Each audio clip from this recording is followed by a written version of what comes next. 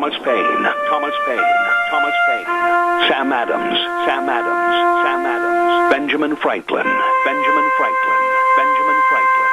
These men spoke up for what they thought was right. From their courage came such documents as the Declaration of Independence and the Constitution of the United States. From their willingness to speak what was sometimes unpopular but right, we enjoy such liberties as freedom of speech, the right to keep and bear arms, and freedom of religion. There are those who still wish to oppress our freedoms, and there are still patriots willing to stand up and defend life, liberty, and the pursuit of happiness. Men like Zeb Bell, who honor our founding fathers and what they stood for. It's now time for Zeb at the ranch, speaking up and defending your freedoms. Brought to you by Magic Valley Les Schwab Tire Centers and all of the other great advertisers on the program. And now, Zeb Bell. If our president-elect Trump has the nerve to come out and tell us what he promises and what he wants to do during his 4 years as president, possibly more, I believe we should speak out on our beliefs too. So I'm going to start that on this morning's program. I believe that if you're selling me a Big Mac or any other item, you should do it in English. I believe there should be no other language option for businesses here in this country. End of story. Here comes Kate Smith. God bless America on a Tuesday. Thanksgiving week. We've got a lot to be thankful for. Good morning. Good morning. Thank you very much, Kate Smith, and God bless America. And I certainly hope he will again. Good morning, everybody. I'm Zeb Bell, Zeb at the Ranch, with our major sponsor, your Magic Valley Les Schwab Tire Centers, all 7 locations serving you. Stop in and see them before you leave for Thanksgiving over to Grandma's house. And don't forget, too, some of our great advertisers like Western Waste Services, always at your disposal. Call them 734-6969. Right now, let's get our Pledge of Allegiance on the air. Very important. Good morning. You're on the air. Good morning, sir. Hey, buddy, thanks for calling. Go ahead. I pledge allegiance to the flag of the United States of America and to the republic for which it stands, one nation, under God, indivisible, with liberty and justice for all. I have a composite of about 4 or 5 stories this first hour that I'm certain you're going to call back on, so rest your dialing finger and get ready. One of them's probably concerning the flag at a university. You read my mind. All right. See you later. Thank you. Very well done. Hey, it's time for the weather. And, of course, the weather brought to you by our friends at Cheney Flooring and Home Design. Wow. Hello, Kyle and Whitney. You are such nice people. They sent us a nice holiday card for Thanksgiving and Christmas. Thank you very much. They've got beautiful kids, too. Cheney Flooring and Home Design, 1228 Oakley Avenue in Burley. Look for that blue door. I'm telling you what. Do you have an old candle holder and bored kids? Pull it out and have them go find some soft rocks outdoor. What? I don't know about soft rocks. Get silver or gold spray paint. It will spiffy up that old center with a splash of elegance. With a splash of elegance, but I don't know about soft rocks. I'll have to check on that. Cheney Flooring and Home Design, all your carpet and flooring, kitchen, construction, home decor items. Whatever you need to make your house a home. At 1228 Oakley Avenue in Burley. And right now, here's the weather. Well, Mother Nature's playing nice for today, not so much for tomorrow, but hey, nice on Thanksgiving. So here is what our weather forecast is planning out for. Partly cloudy skies for today, slightly breezy, high of 48 with an overnight low of 33. Tomorrow, winds picking up out of the southwest, right around 20 miles an hour. Rain showers off and on throughout the day, only a high of 40. That could mean snow up in the higher elevations. Overnight low of 26 for Thanksgiving Day itself. Sunny skies, winds calming down, high of 44 with an overnight low of 26. And then as we move on into the weekend, Mostly cloudy skies, slight chance of rain and or snow showers over the weekend. Highs are going to be in the low to mid-40s. Yesterday's high was 42. The overnight low was 35. That is your weather for 7th Ranch. Thanks, Gina. Brought to you by Cheney Flooring and Home Design, 1228 Oakley Avenue in Burley. Look for that blue door. All you need, whatever you need, to make your house a home.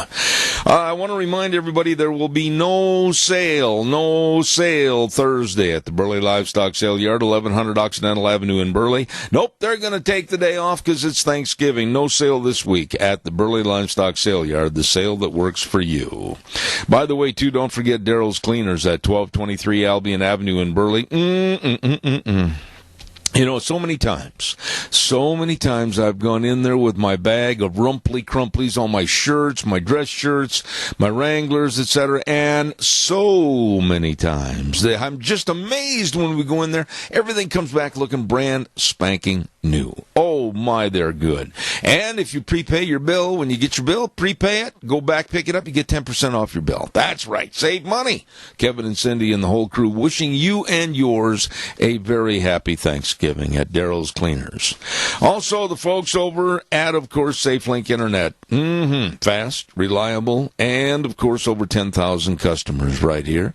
677-8000. Remember that number. 677-8000. SafeLink Internet. Sign up today and on a 1-year contract receive free installation. Hey, how about that? Check it out today at SafeLink Internet. 677-8000.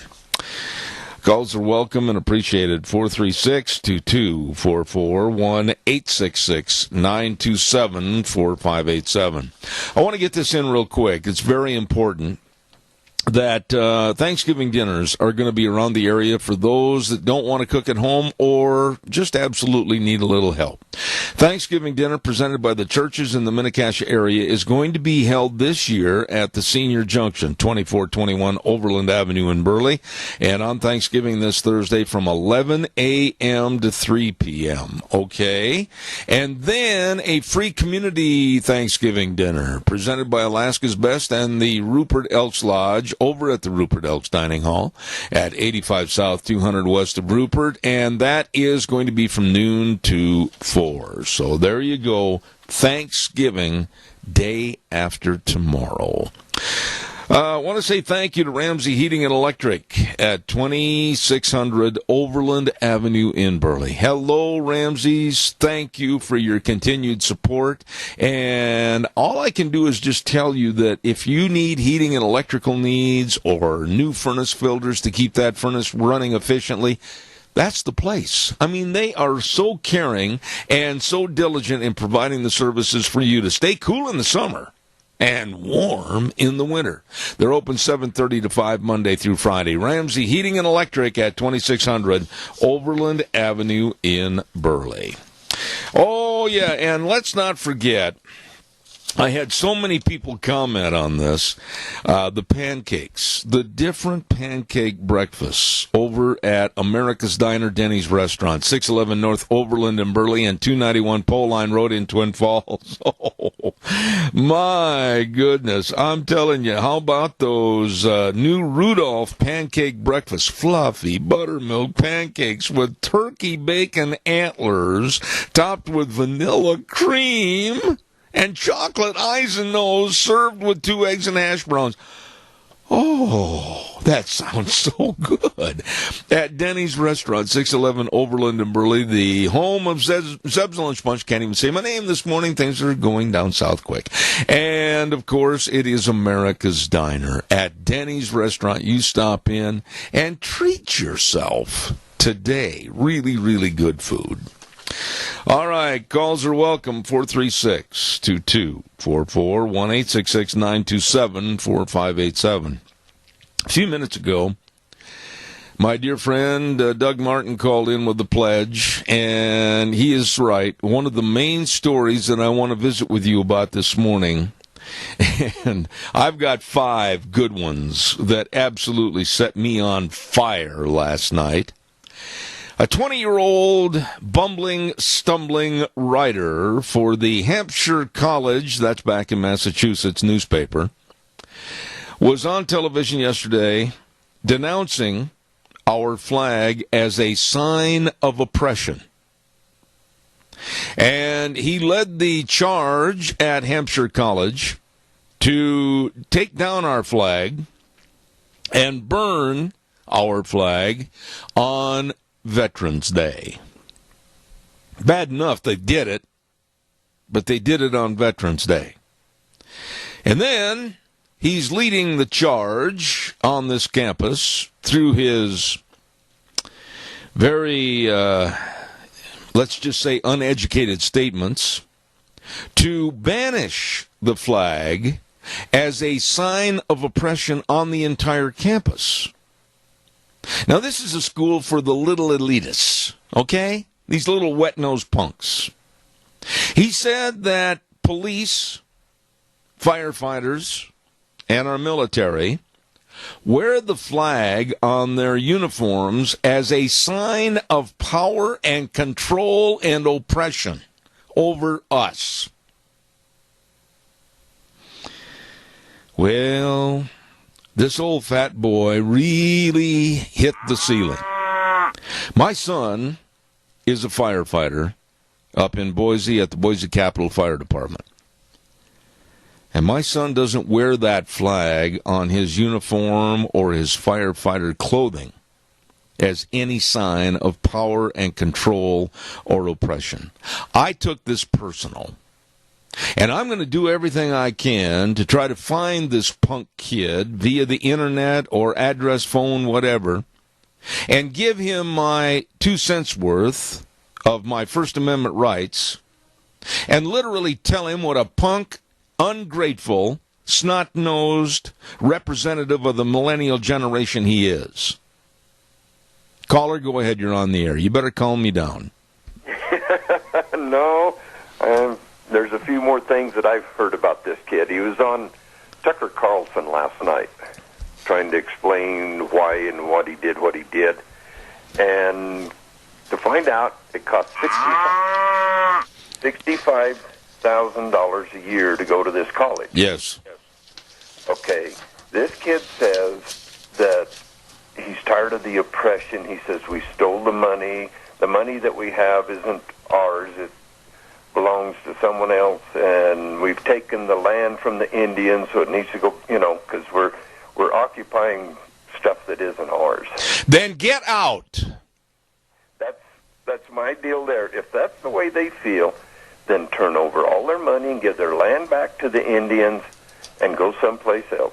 $65,000 a year is what he's spending to go to the school and disrupt our American ideals and our goals and our future and try to turn people against the flag that has been there for me, it's been there for you, along with our police officers, our military, our firefighters, and I'm sick and tired of coddling these kids. It's time to just say, pack your suitcase, Charlie, hit the road, Jack, we don't need you here. Exactly like that judge in Texas was telling the people swearing in for citizenship. My patience... He was a Hillary supporter, too. Yeah, and my patience level is shot with these punk kids that have had no responsibility. They absolutely have nothing to sacrifice. They haven't done a thing for this country. They haven't done a thing for you, a thing for me. And to stand up against our military and our police, especially our police right now, where they're being shot at random across our country, I am absolutely fed up with these punk, wet-nosed kids that know nothing. They're stupid and uneducated about what this country means.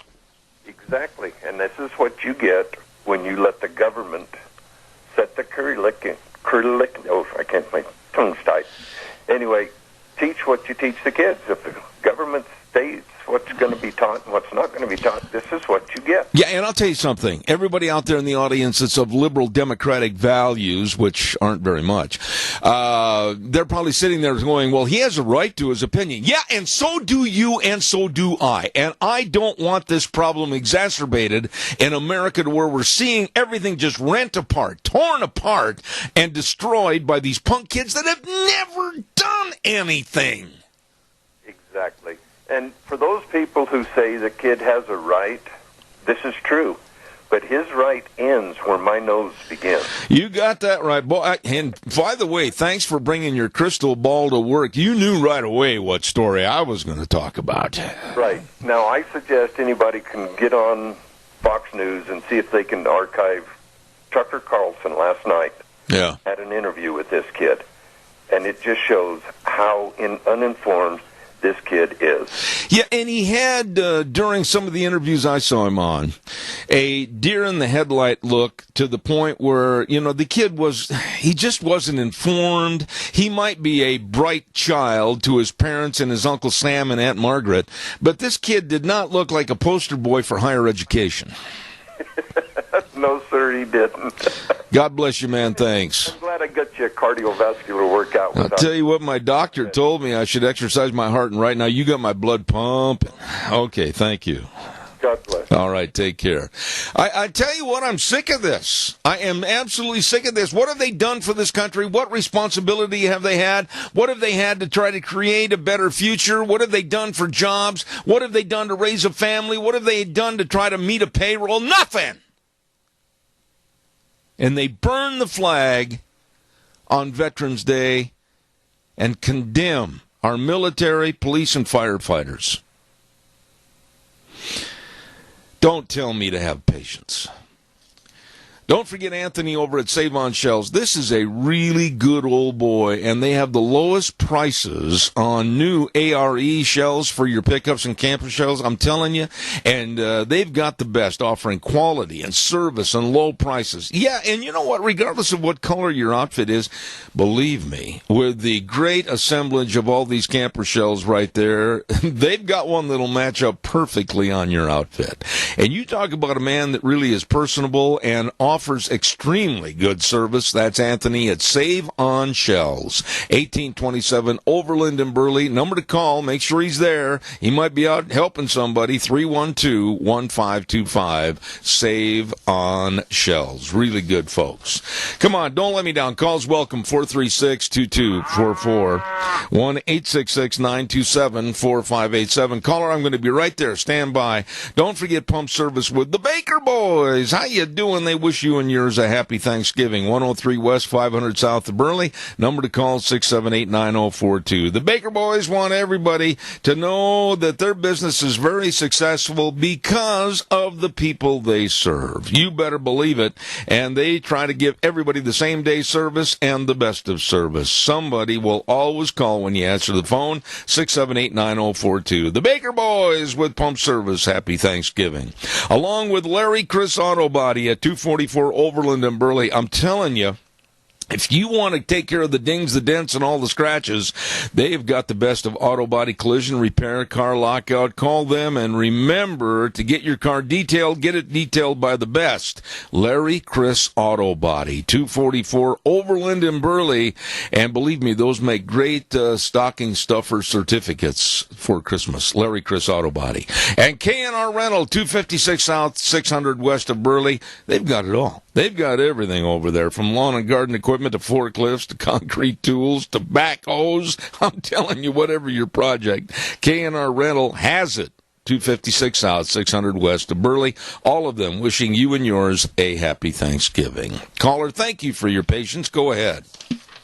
Good morning, Zeb. Happy Thanksgiving. And the same to you, Tony. A lot of these young dirtbags have no idea what life is like in these foreign countries, especially in the communist countries. That's exactly right. If he got up and burned a flag in one of those communist countries, this guy would end up in a gulag somewhere. But not in this country. These people are held up like they were some kind of a god. You know, they come on like they know so much. Go ahead, Zeb. No, they just come on like they know so much, and they're so elite, and they're educated. They couldn't do any of what they're doing in any other country. They are blessed with their stupidity here in the United States. That's right. That's right. They're safe to walk down the streets because of our police. But no, they want to get rid of our police, and they don't know what anarchy is in the streets today. I've been in countries that were basically controlled by communist goon squads. And let me tell you something. You opened your mouth there and burned one of their flags, buddy, your history. Yeah, and I'll tell you what, this is a little note to all the families out there within the sound of my voice.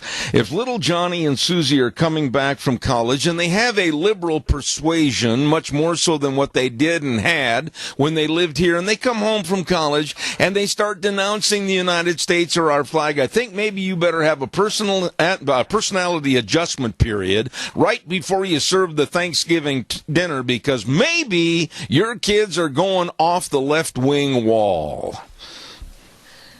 You know, we've got all the freedoms we want in here so far. Now, if this younger generation takes over, there's not going to be any freedom left, because you're going to have one guy, something like Barack Obama, who, thank God, is leaving the scene. Yeah, he's not, though. He's not, Tony. Be in some kind of a concentration camp if they don't keep their mouths quiet. I agree with you, and thank you. And on behalf of Deanne and I, to you and Mary, God bless and happy Thanksgiving. Thank you so much. Thank you, Jeff, and keep that program going. We need you. All right, buddy. Thanks so much. I appreciate it. You know, Tony just said something that I think merits expanding upon. I don't think Barack Obama's going too far. He has said and basically insinuated a couple of things that bother me and evidently some others that are in journalistic jobs that study this. He said something to the effect that, well, if Donald Trump, as president-elect and then the president, does something or says something that I don't agree with, I will step forward and I'll let him know that what he said was basically not correct. I'm giving a summation and paraphrasing of his remarks. That's not a direct quote, so don't get worried, left. But I certainly don't think that any other president has really jumped in and criticized remarks or et cetera. George W. Bush? No. Did Clinton jump in on the Bushes? I don't think so. Reagan? And Obama wants to keep his friendly little face right there on your TV set. I do not trust the man. I've never trusted the man. And I don't think, this is just words for you to write on the calendar, on this November 2-2, I don't think Obama's going too far. I think he's going to stay with the left to continually stir up strife. Calls are welcome, 436-2244. I got to pay some bills. Oh, my goodness, have I got to pay some bills. Burley Physical Therapy and Rehabilitation, 1263 Bennett Avenue, Suite 2 in Burley, with Nick Greenwell, the head of all the physical therapists. And I'm telling you what, they've got a staff there that is absolutely amazing with their education, their talent, and their ability to help you with all the exercises. Get back to being you. That's right. Call for an appointment today at 678-1191. 678-1191. They are the best. How do I know? Because I go there. Burley Physical Therapy and Rehabilitation, 678-1191. Also, quickly, caller, I'll be right there. I'm running late, as you usually know. Barry Equipment and Rental, sales, service, and parts, 3 locations, South Lincoln and Jerome, Madison Avenue West in Twin Falls. They have all the equipment to get the job done right. That's not brag. That's a fact. And they've got used rental Bobcat equipment for sale right now. 0% interest on 48 months. What? 0% interest on 48 months. Better check it out today. All the equipment to get the job done right. Barry Equipment and Rental, Jerome, Twin Falls, and 159 West Highway 30 in Burley. You stop in and see these great folks today. Caller, thank you. Good morning. Good morning, sir. How are you doing? Oh, peachy. You know, I don't believe in reincarnation, but this deal with Donald Trump is Ronald Reagan all over again. And I really appreciate it. Except I think he's Ronald Reagan on steroids. Because that guy hasn't slept a wink since he was elected. Yeah, but wait a minute, Keith. Hold on a second. You're a dear friend, but I want to caution you and others. All of this is pre-game hype. All of this is pre-game yelling and ranting in the locker room. Let's wait and have this conversation again after the first couple of months that he's in office, and then let's see what has been done, what has been left undone, or what has been taken off the table. It's easy to rant and rave about, oh boy, he's great, this and that, but we don't know yet. Well, let's take Obama when he was campaigning, and then when he got into office, but all he could say was hope and change. Yeah. And nothing happened. So I admire Donald for the fact that he has got the guts to stand up and say what is on his mind and just plow ahead. He may not have done anything yet. He does not have the authority to, but I just admire his tenacity. I agree with you. And I think, honestly, I'm not at all trying to tear apart your opinion, but I'm being cautiously optimistic. And I'm also looking at the realism of what he can do, will do, or have to discard. So let's play it day by day, month by month, and see what happens, but I'm on your side. I agree with you. Keith, God bless you, and Nancy, thank you. Remember one thing, Zeb. Talk is cheap. Results are wonderful. Amen. After your show. What's that again? Would you please call me after the show? Yeah, I've got to leave and go to a meeting, but I'll try to call you en route. And if I don't, call me. Thank you very much. Okay. All right, thank you. Bye. Calls welcome, 436-2244, 1-866-927-4587. I got to tell you another story. Thank God, and I mean this, thank God. An Uber driver, a Muslim jihadist living in New York City, was plotting to take a huge New York City garbage truck and mow down and kill as many people as he could during the Macy's Christmas parade on Thanksgiving. Just like what happened in Europe. A Muslim jihadist, loyal to ISIS, and don't you dare, anybody out there in the audience, anybody, chastise me for my fear, my disdain, and quite frankly, my pure hatred for this killing ideology. It must be crushed. It must be stopped. The sickness and pervertedness of these people. This man, an Uber driver in New York City, wanting to take a huge garbage truck and just rev it up and plow it down and kill innocent people. What a sickness. What a sickness. Don't forget your folks over at Mount Harrison Audiology and Hearing Aids. Right across from Minidoka Hospital Emergency Room, the number to call to get a hearing screening. I urge you to do that. Oh, I took it. It's kind of fun, like I've been telling you, to sit there and go through that. And boy, does it help. You can find out exactly what is wrong with your hearing loss and how it can be corrected. The lovely Dr. Christine Pickup and Mount Harrison Audiology and Hearing Aids at 312-0957. That number again, 312-0957. Do not put it off. Please do yourself a favor. Call today for an appointment. Mount Harrison Audiology and Hearing Aids. I want to say thanks to everybody for your calls, but keep them coming. Keep them coming.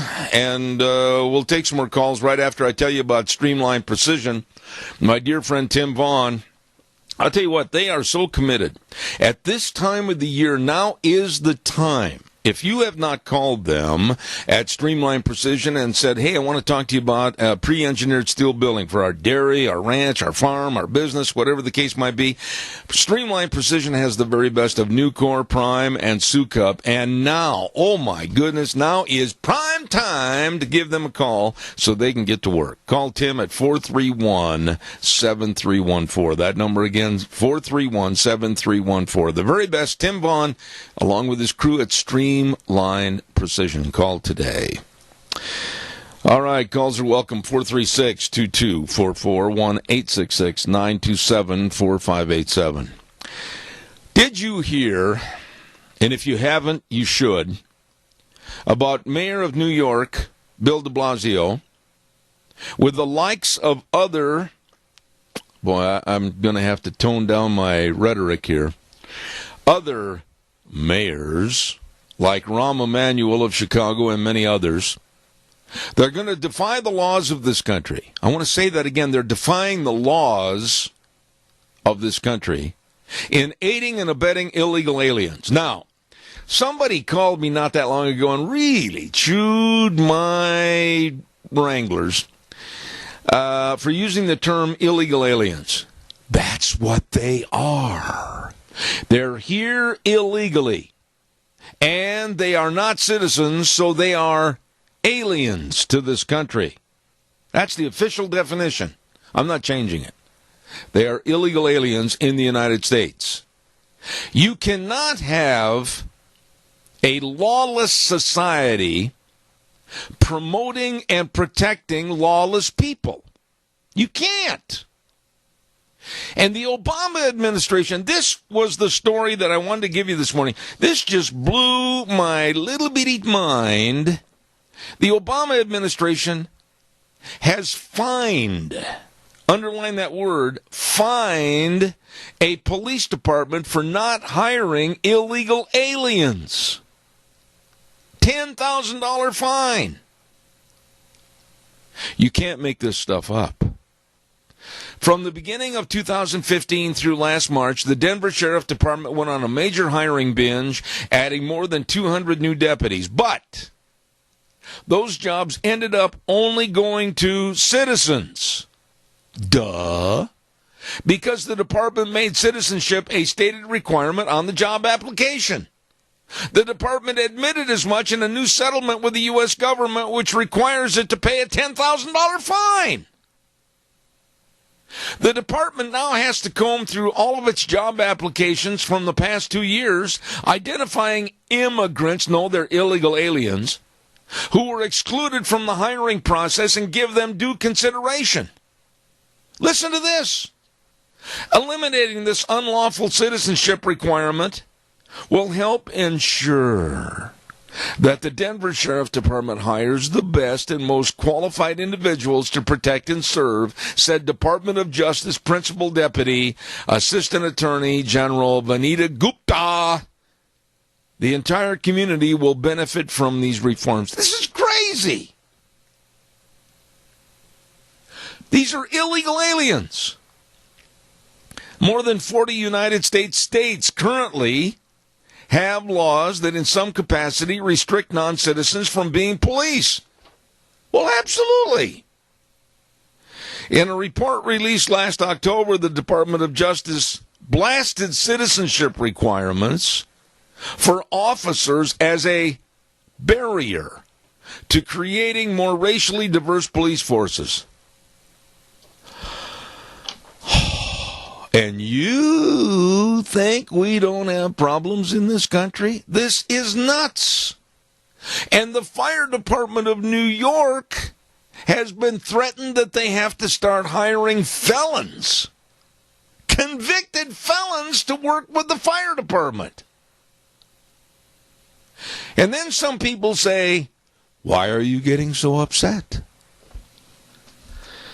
The answer is obvious. Stupidity rules in this country. It's unbelievable. I want to remind you about a business, a brand new advertiser on our program as of yesterday, Bedke Treasure Barn. This sounds like a treasure trove of all kinds of neat things. Bedke Treasure Barn, located at 1558 Normal Avenue on the corner of 16th and Normal in Burley. They've got a large and unique inventory. I mean, they've got pool tables, they've got salon and barber chairs. I always wanted to have one of those in my office.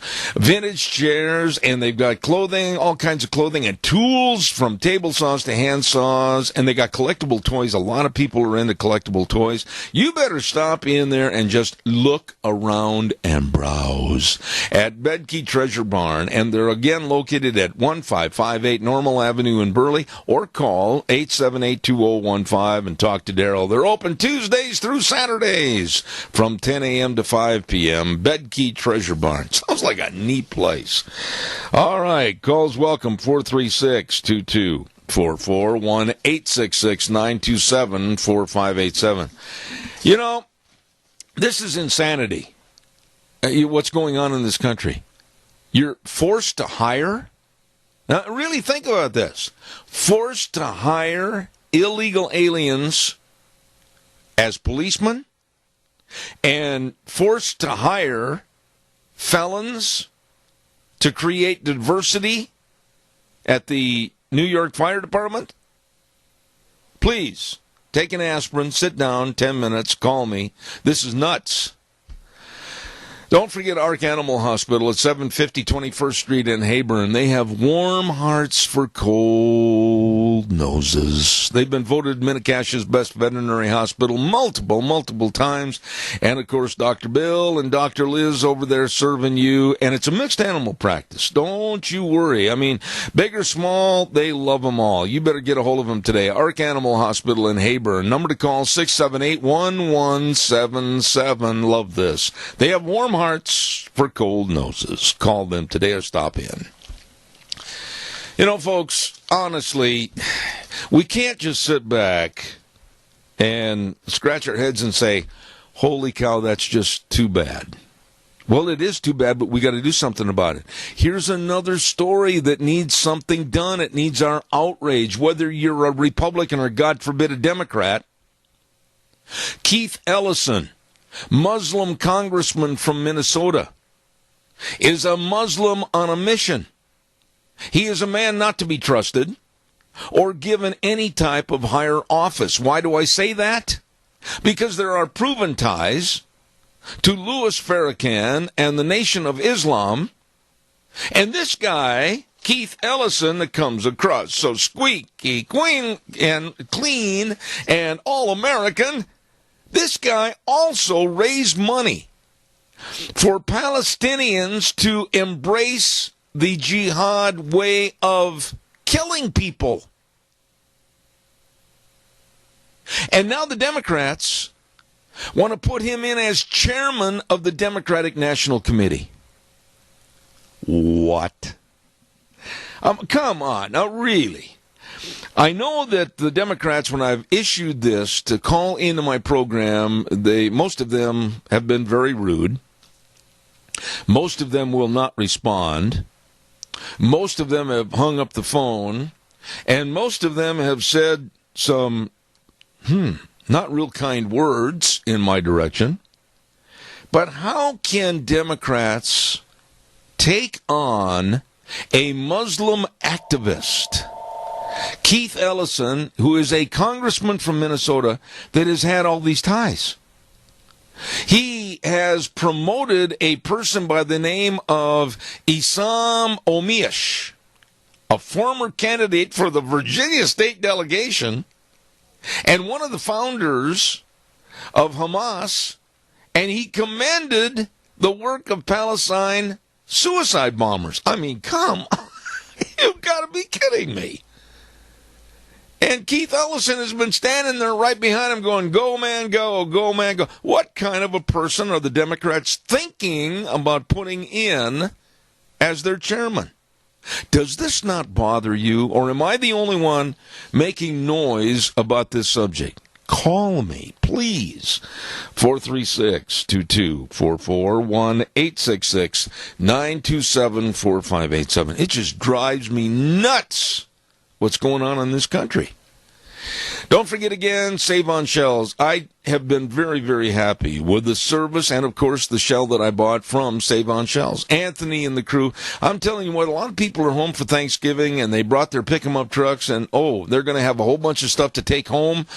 Boy, it'd be great to protect all that, and make sure you stop over. Give a call to 312-1525. That number again, 312-1525. Get a hold of Anthony. He can help. Like I said, he's got a wide array of all the different camper shells, and right there at 1827 Overland and Burley, and the service is phenomenal. This man, zip, zip, zip, and the job's done, it's on your pickup, you're gone, you're out of there. Save on shells. 1827 Overland in Burley, 312-1525. I'll tell you what, come on, give me a call. Don't leave me hanging on this, folks. This is way too important stuff that's going on in this country that we have to stop. I'll do a weather forecast and try to calm down and chew some relief pills or whatever. Don't forget the weather brought to you this hour by the urgent cares. We were in at the Twin Falls urgent care yesterday, got our flu shot. Yep, both Goober and I. She hates shots. And you can go in and get your flu shots, and if you've got a cough or a fever or an infection or a laceration or whatever, just go on in, minor emergencies, major care. Riverview Urgent Care, 382 North Overland and Burley. Twin Falls Urgent Care, 2392 Addison Avenue East in Twin Falls and Jerome. Urgent Care, 133 West Avenue A in Jerome. Like I said, open 7 days a week. You stop into the urgent cares today. Here's Gina with the weather. Well, Mother Nature's playing nice for today, not so much for tomorrow, but hey, nice on Thanksgiving. So here is what our weather forecast is planning out for. Partly cloudy skies for today, slightly breezy, high of 48 with an overnight low of 33. Tomorrow, winds picking up out of the southwest, right around 20 miles an hour. Rain showers off and on throughout the day, only a high of 40. That could mean snow up in the higher elevations.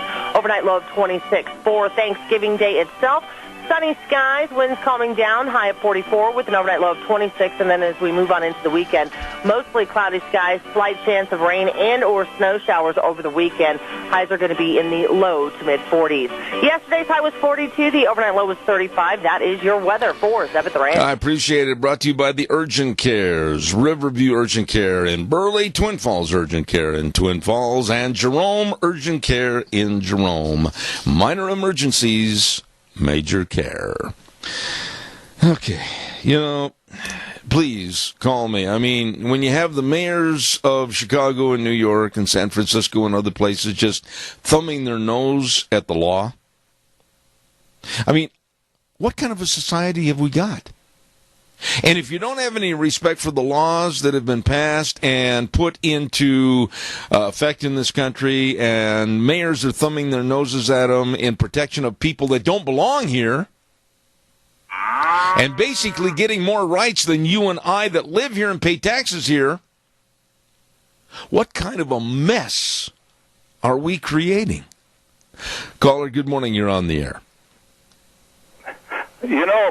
I think what needs to be done, what has been done and what needs to be done now, they've had years to appoint these liberal judges in there, and not just the Supreme. They put liberal judges all over this country.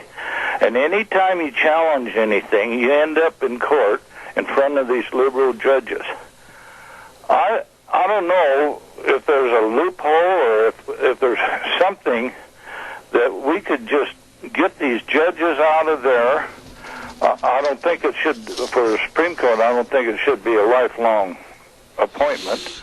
I think they ought to have at least the minimum of 8-10 years. Mm-hmm. I don't know how long they've been in there, but the other thing, the very start of this whole thing are the college professors. Oh, yeah. You knock the props out of that, and the whole society is going to change. Wait a minute, Dwayne, wait a minute. I want to talk to you about something else real quick.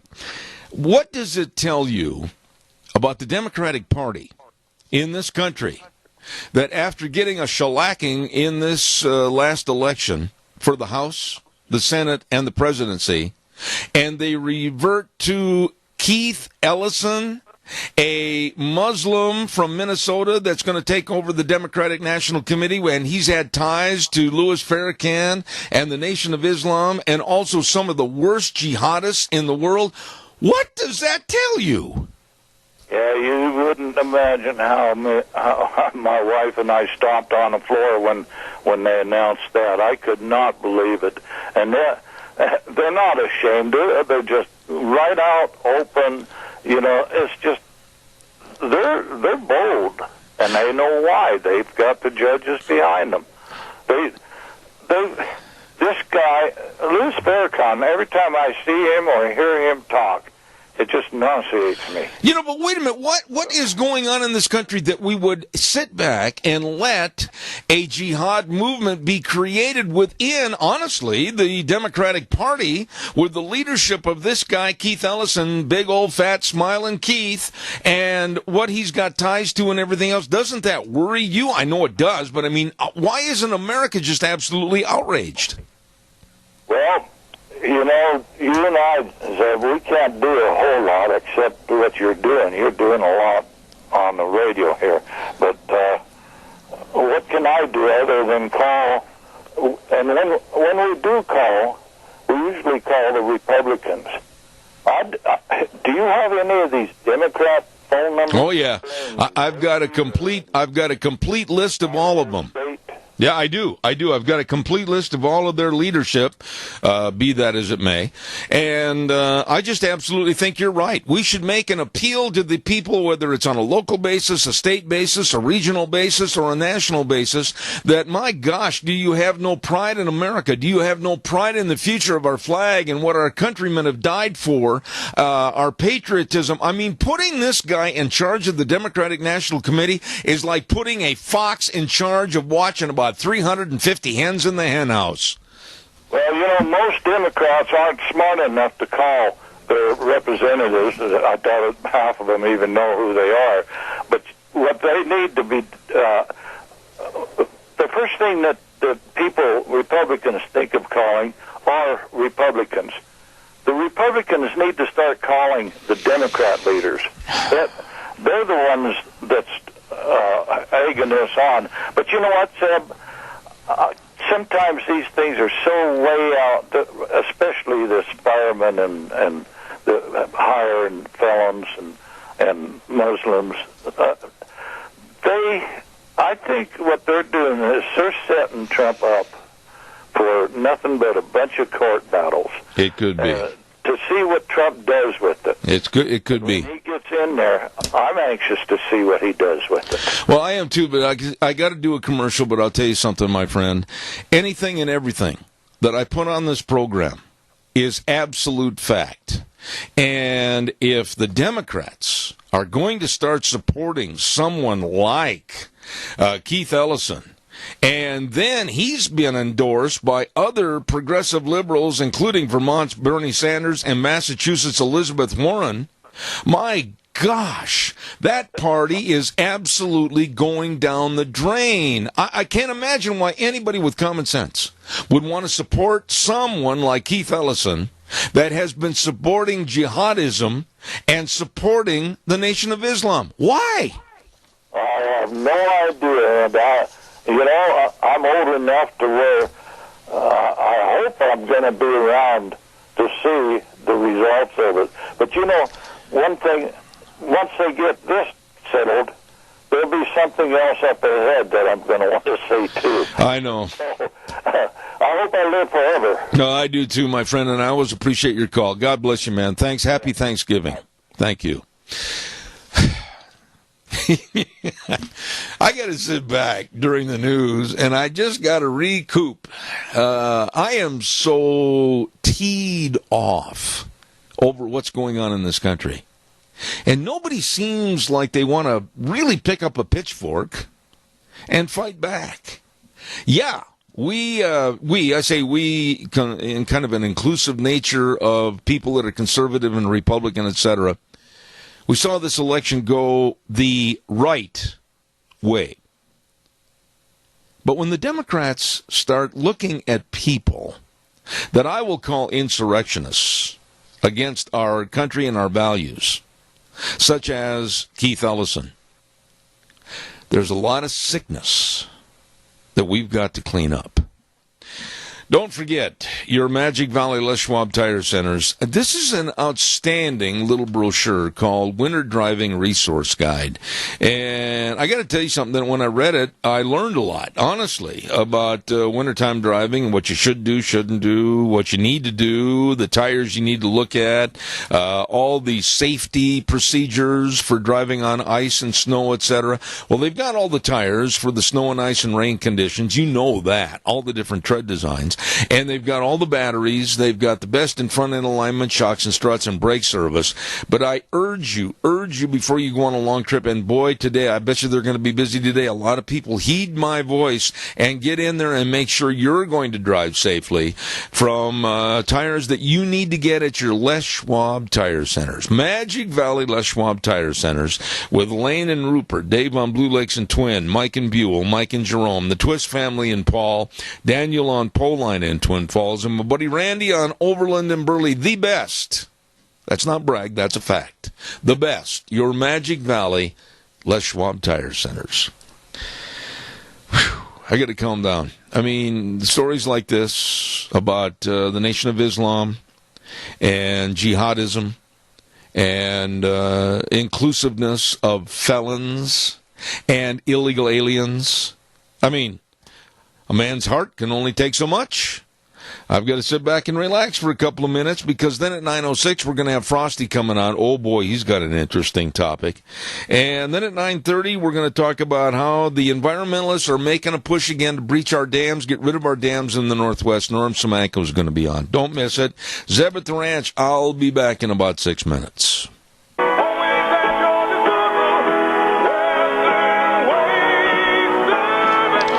Western Waste Services, and I know what I'm going to do over the next couple of days, Thanksgiving forward to the weekend. I'm going to be cleaning out more of this office. I know, pitch and throw. Need a dumpster. I'll tell you what, well, they've got dumpsters in various sizes at Western Waste Services, always at your disposal. All you have to do is call them. They'll drop one off. You fill it up, call them. They'll come and get it. Your trash is gone. It's out of there.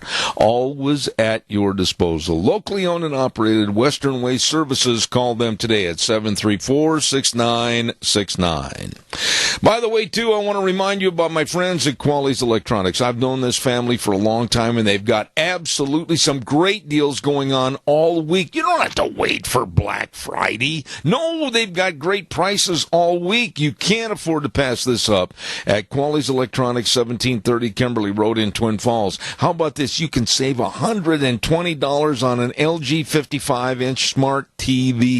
Now only $479. Are you kidding me? Amazing deals through the whole store. Don't wait till Friday. Get in there now. Quality's Electronics, 1730 Kimberly Road in Twin Falls. Wow. And save a lot of money. I want to remind you, too, quickly that join us for an old-fashioned Christmas at Denny's Restaurant, America's Diner. It's going to be on Thursday, December 15th from 8:06 to 11. We're going to have all kinds of fun, carolers from Oakley High School, great food, prizes, Christmas the way it should be at Denny's, America's Diner, December 15th. Put that on your calendar. Right now, I want to talk to a man that is a dear friend of this program, and I think one of the people that is most outspoken and most intelligent about illegal aliens and immigration in this problem, or in this country. And here to discuss the problem is my friend from Golden, Colorado, Frosty Woldridge. Good morning, sir. Good morning, Zeb. Happy Thanksgiving to each and every one of you listening to Zeb at the Ranch and to Deanne and your family. Boy, oh boy. I guess I can say that just a couple of weeks ago, I literally ran out into the backyard of my family farm back in Michigan when I talked to you there upon the winning of the White House by Donald Trump, and I was literally in tears of joy. And if you can and you want, I have written a piece that's at newswithviews.com today. It's called Why Trump Won and Hillary Lost. Amazingly, this particular commentary spells out exactly what happened and why. And it has also an appreciation. If you go to Facebook, you'll appreciate that the Trump victory has created an absolute a resounding echo in Europe. Hungary, the great leader there, said great things about Trump. Marine Le Pen in France may become the next president of France because of her stance against mass immigration. the president of Austria, one of the key players there, is about to become president. He's in the same vein as Trump's. Just stop all Muslim immigration and all third world immigration into Austria. The same thing's happening in Germany. Merkel is being just tossed out by the right wing, and the folks of course, you all know, Brexit. And so the people of Great Britain are literally saving their country and their lives and their culture by exiting the European Union. So this extraordinary victory by Trump is by we, the little people. And we have spoken, and I think each and every one of you reading this column will appreciate the history of it and the fact that we are now beginning to take back our country, and that Europe's beginning to take back its country, it's all the countries of Europe, and that we have a chance now in the 21st century to change the course of history. And I'm just happy to be a part of it with you, Zeb, and each of you listening. We're all a part of this. It's very exciting. Yeah, but. Okay, I'm going to say it like that. Yeah, but. When I woke up this morning and started gathering my information for this program, Frosty, I was so mad after the first couple of stories at 4:30 this morning that I am just livid. I'm going to share some of these because I know you're aware of them. Number one, the Obama administration has fined a police department right in your backyard for not hiring illegal aliens. $10,000 fine for not hiring illegal aliens to be police officers. The fire department of New York City has been threatened with a fine if they don't hire felons for their diversity program, and the fire department of New York. And Keith Ellison, Muslim Democrat from Minnesota with ties to Louis Farrakhan and the Nation of Islam, might be the new Democratic National Convention committeeman. Chairman, this is sick. We got a lot of cleaning up to do, Frosty. You're right, and we do. One of the things about that Keith Ellison, he's the Muslim Brotherhood advocate, and he is a dyed-in-the-wool Muslim who is out to destroy and undermine America.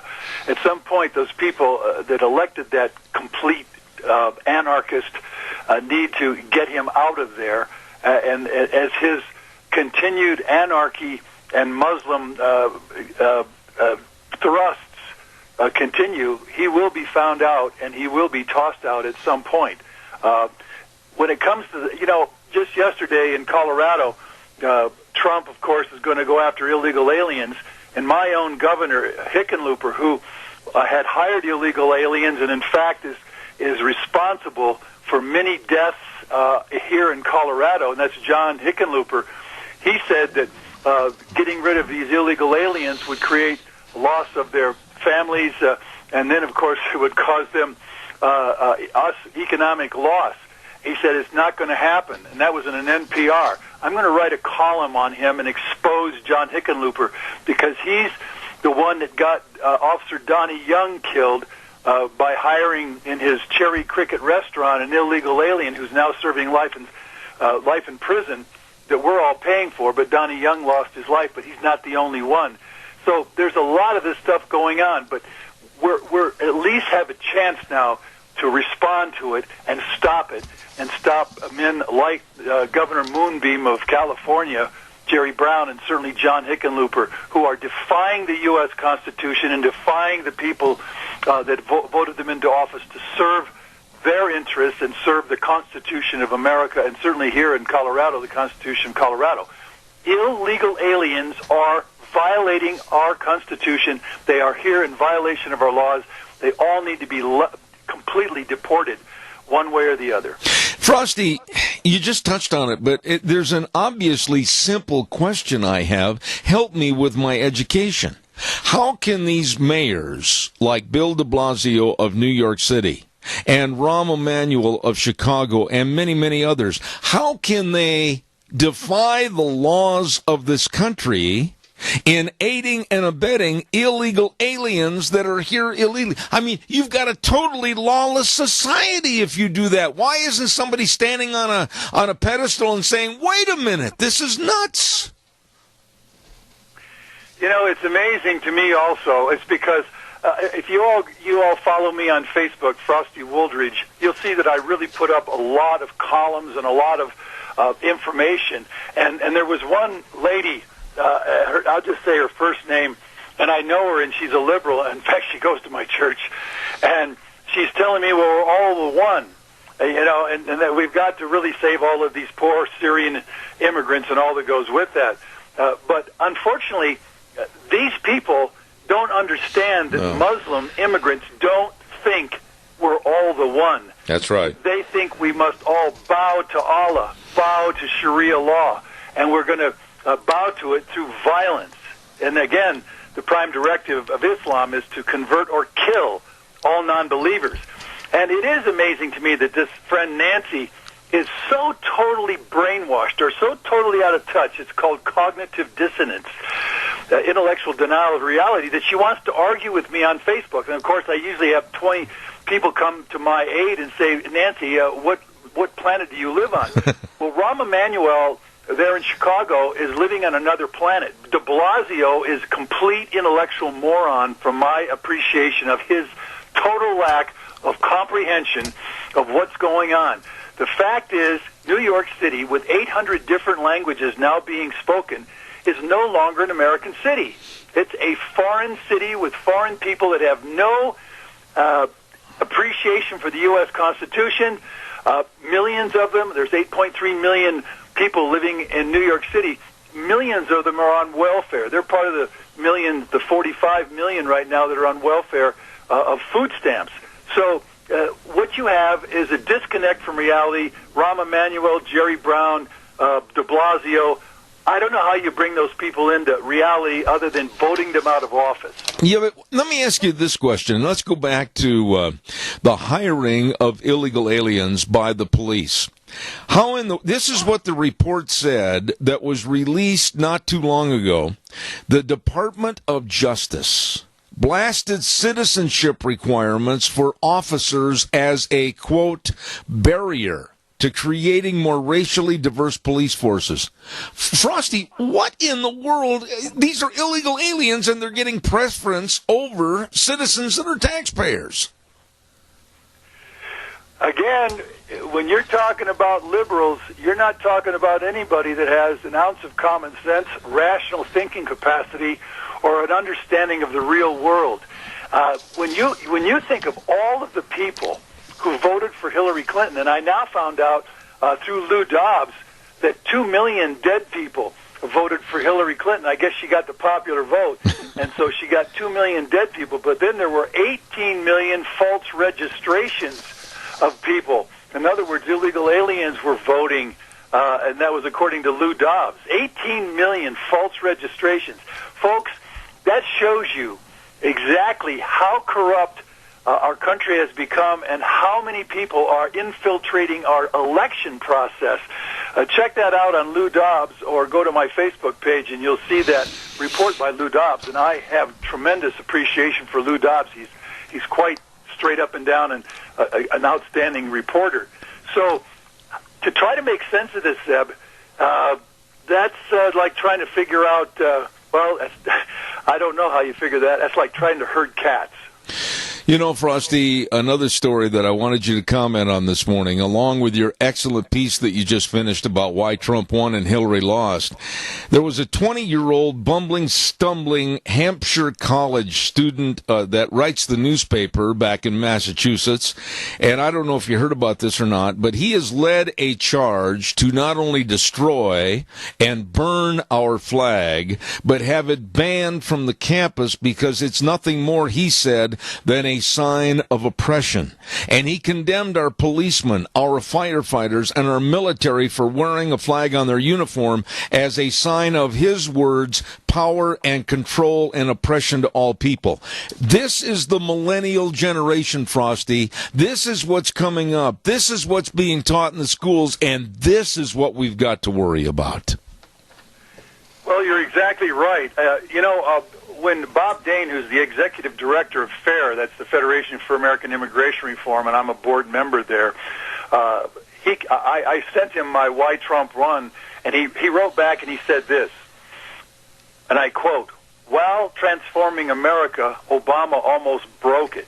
Americans never want it transformed, and now they want it fixed, and they know time is short. Trump, a builder by trade, promised a national reconstruction that would create jobs, enhance security, and maintain our national identity and a sense of community, things we need and soulfully long for. Clinton lost because voters knew another 4 years of ideological makeovers would have broken our nation and our spirits beyond repair, unquote. What we're seeing is the deformation of America's people as a one people. And again, I've said it many times, multiculturalism and certainly diversity are the greatest destroyers of any kind of a country. And we are in the throes of that. And so you've got these nimwits that don't have... They've never read the Constitution. They've never read Thomas Jefferson. They wouldn't know the Founding Fathers from... There are people that go out onto the streets, and most people don't know what the Civil War was. They don't even know who Thomas Jefferson was. And in fact, they're so stupid, they gave them pictures of Joe Biden, and they didn't even know who Joe Biden was. Yeah, I know it. And so that's the kind of people that are literally unable to comprehend their own stupidities. They're simply out of touch with reality, and such a character like you just described is out of touch with reality. That's all you can say, and that's all you can do, and I'm not sure we're going to, again, how much common sense is there in this country? Well, not much anymore, because it's not very common to have common sense. Frosty, I want to jump back a little bit, if I may, to this Keith Ellison, Minnesota Democratic representative, a Muslim that's running for the chairmanship of the Democratic National Committee. You know, really, in the sound of my voice, there have to be some Democrats that are sitting there going, oh my goodness, they're going to put Keith Ellison in charge of the Democrats? They're going to put a Muslim and sympathizer to jihad and the Nation of Islam and Louis Farrakhan in charge? I mean, that should tell some old staunch Democrats there's trouble in River City, and it's not the trombone player that's got the flu. You're right. As a matter of fact, I watched I think it wasn't Meet the Press. I think it was Meet the Press or one other exchange there, and one of the people speaking was a pundit, and she said the Democratic Party is pretty lost, and if it starts sympathizing with Muslims, the fact is, we're going to see another Orlando, Florida here in the next 3 to 5, 6 months. There's no question. Muslims don't stop. They like to go out and bomb people and create complete terrorist acts to scare the heck out of us, and we're going to see that. And at some point, the Keith Ellisons, who are proponents of terrorism, and I'll state this unequivocally, because Keith Ellison is a Muslim, he follows the Quran, which dictates to its followers to convert or kill all non-believers, then he is himself de facto a terrorist. And the fact that he's gone to Mecca and he was actually bought the Muslim Brotherhood bought his way there in 2008. Essentially, Keith Ellison is a Muslim subversive. And at some point, this will all come out. I've been reading about him. He is an underhanded liar, and he's also, again, he's a Muslim, so that's what he does. And at some point, the people of Minnesota better vote him out of business, or simply we're all going to face some really big consequences. But the Democratic Party is going to really face big consequences because Muslims don't fit in America. They do not. The Quran absolutely is diametrically opposed to the U.S. Constitution, and Sharia law, which Keith Ellison hopes to install in this country, diametrically opposes the U.S. Constitution.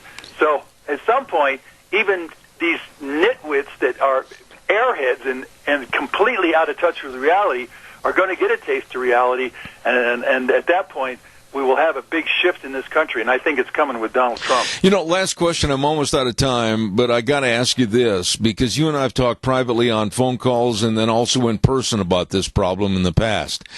Is America so blasé, so naive about really the dangers out there that they go, oh, come see, come saw, it'll heal itself? Are we beyond repair? We're either headed for degrading our civilization, our country, to third world poverty by importing all this third world poverty, or we're going to have a civil war. And we're going to have riots. We're going to have Ferguson, Missouris. We're going to have Baltimore, Maryland's. We're going to have New York riots. We're going to have Black Lives Matter forcing a black nation. And again, I quote from the social scientist Garrett Hardin. He said, and I quote, "Diversity within a nation destroys unity and leads to civil wars.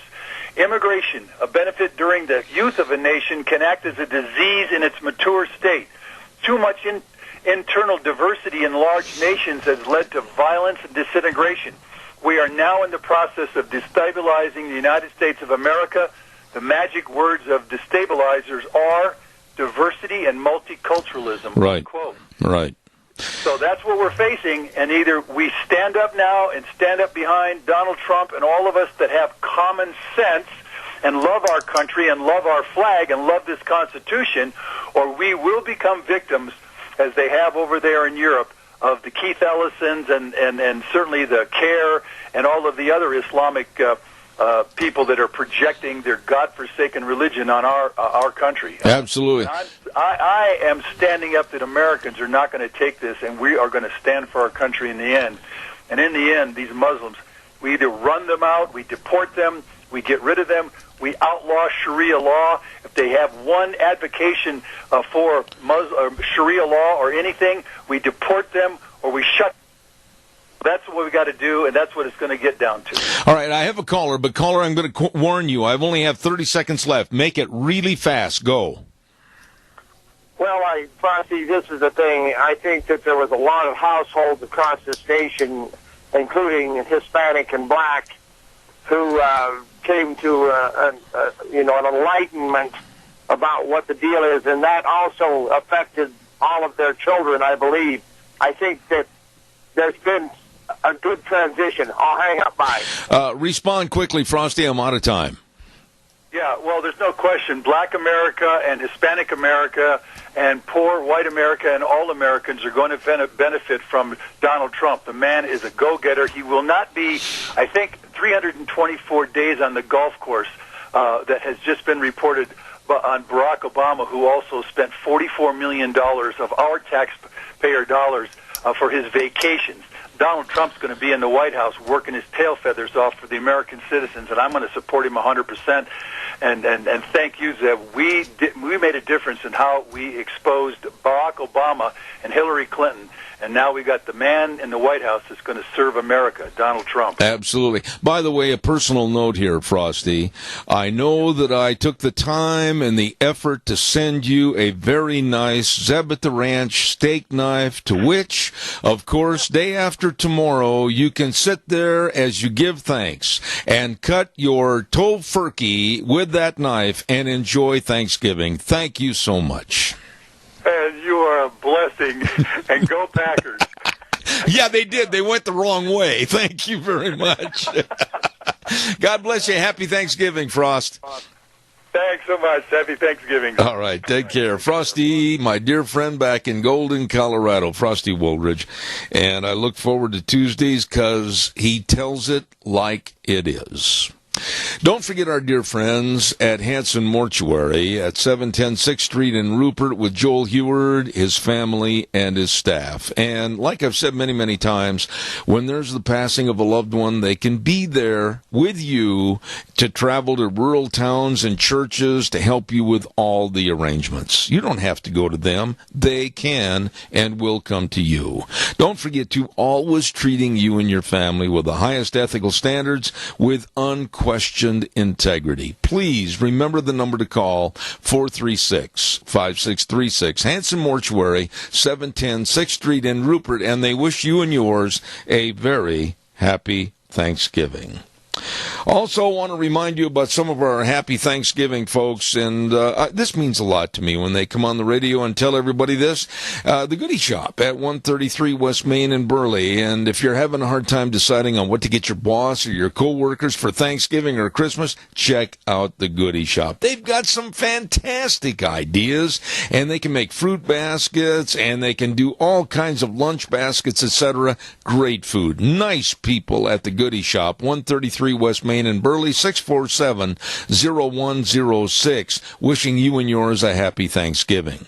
And the Burley Area Merchants Association, Bama, don't forget, by golly, that they're going to celebrate the holidays with Burley's annual Christmas parade. That's going to be December 5th at 6 p.m. Don't forget to see Santa turn on the lights. Oh, it's going to be a lot of fun.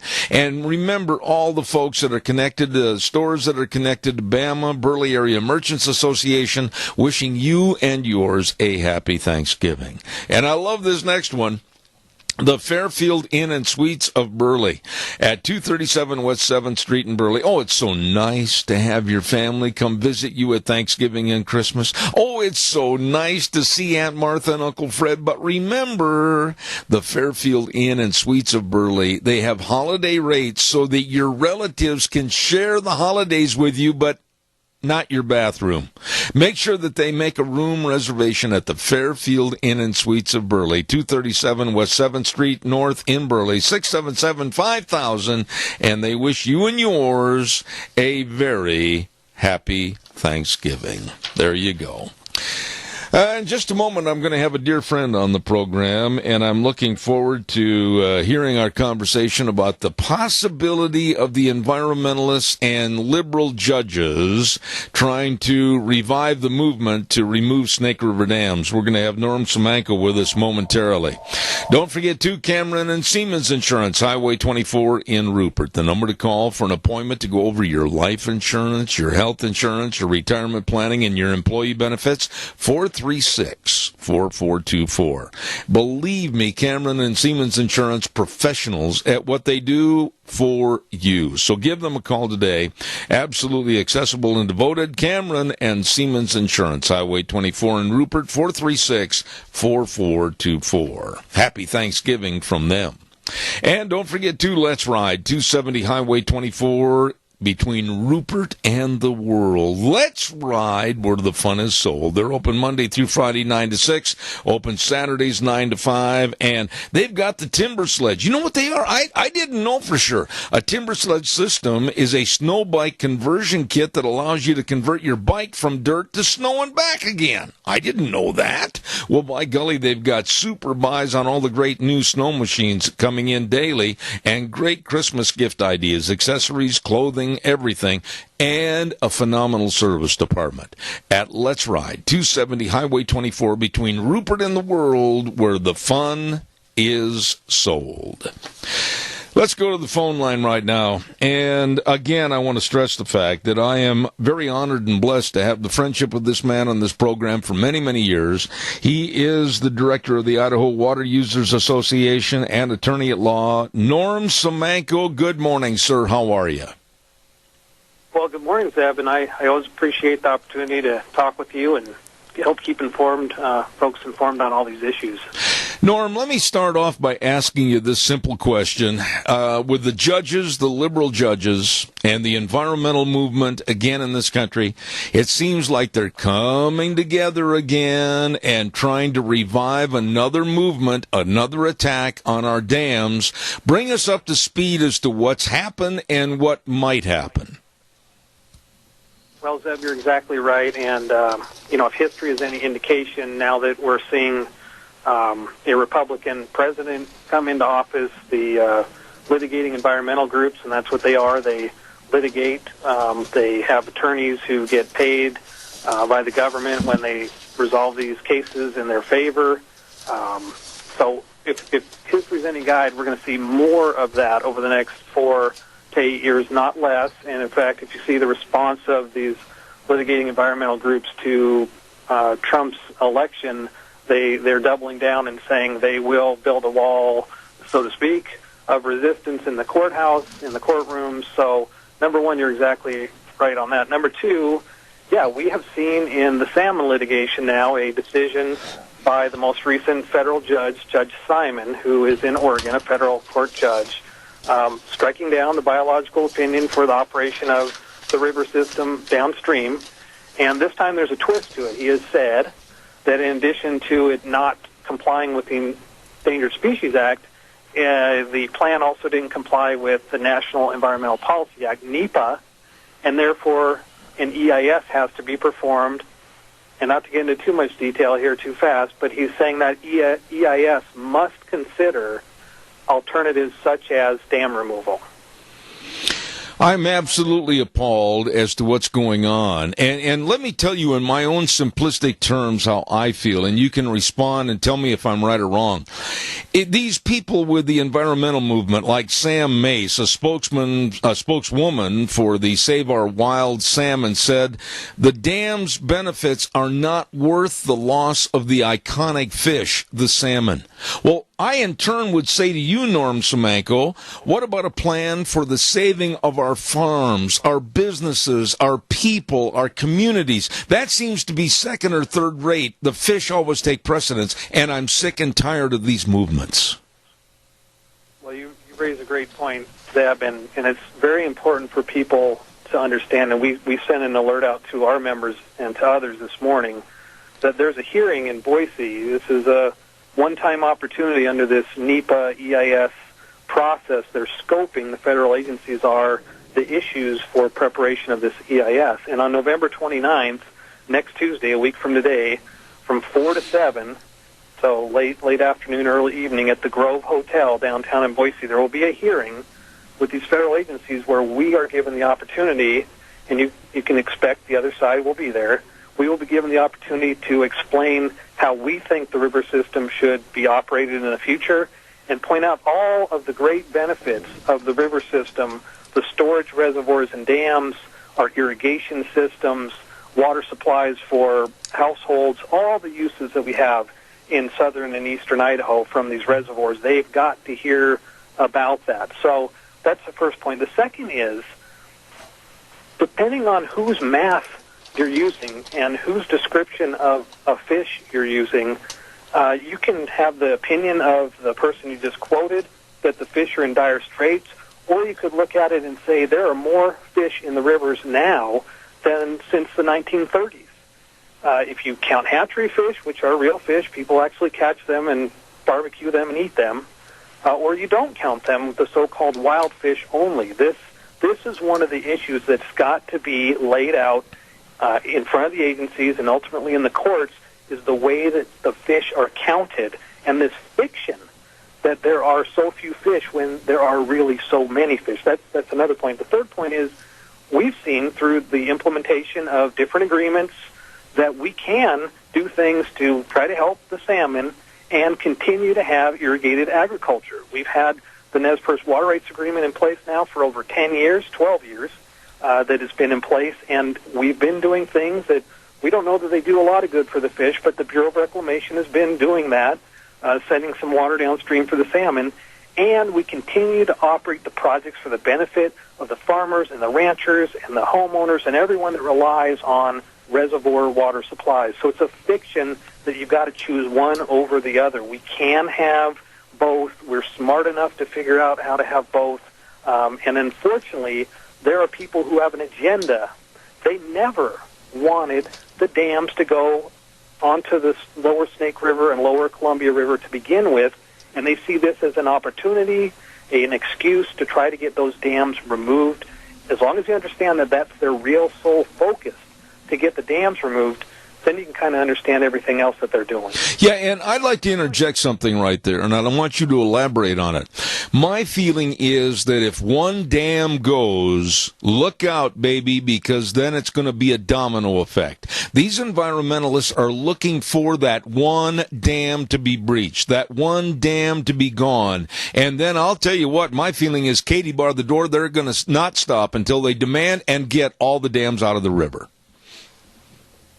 Well, Zeb, you're exactly right, and you're going to hear proposals for removal of 4 dams, I'm sure even 8 dams. Remember, these dams that we're talking about are federal dams. They were authorized by Congress. They were built by the United States Corps of Engineers facilities that provide multiple benefits for the river.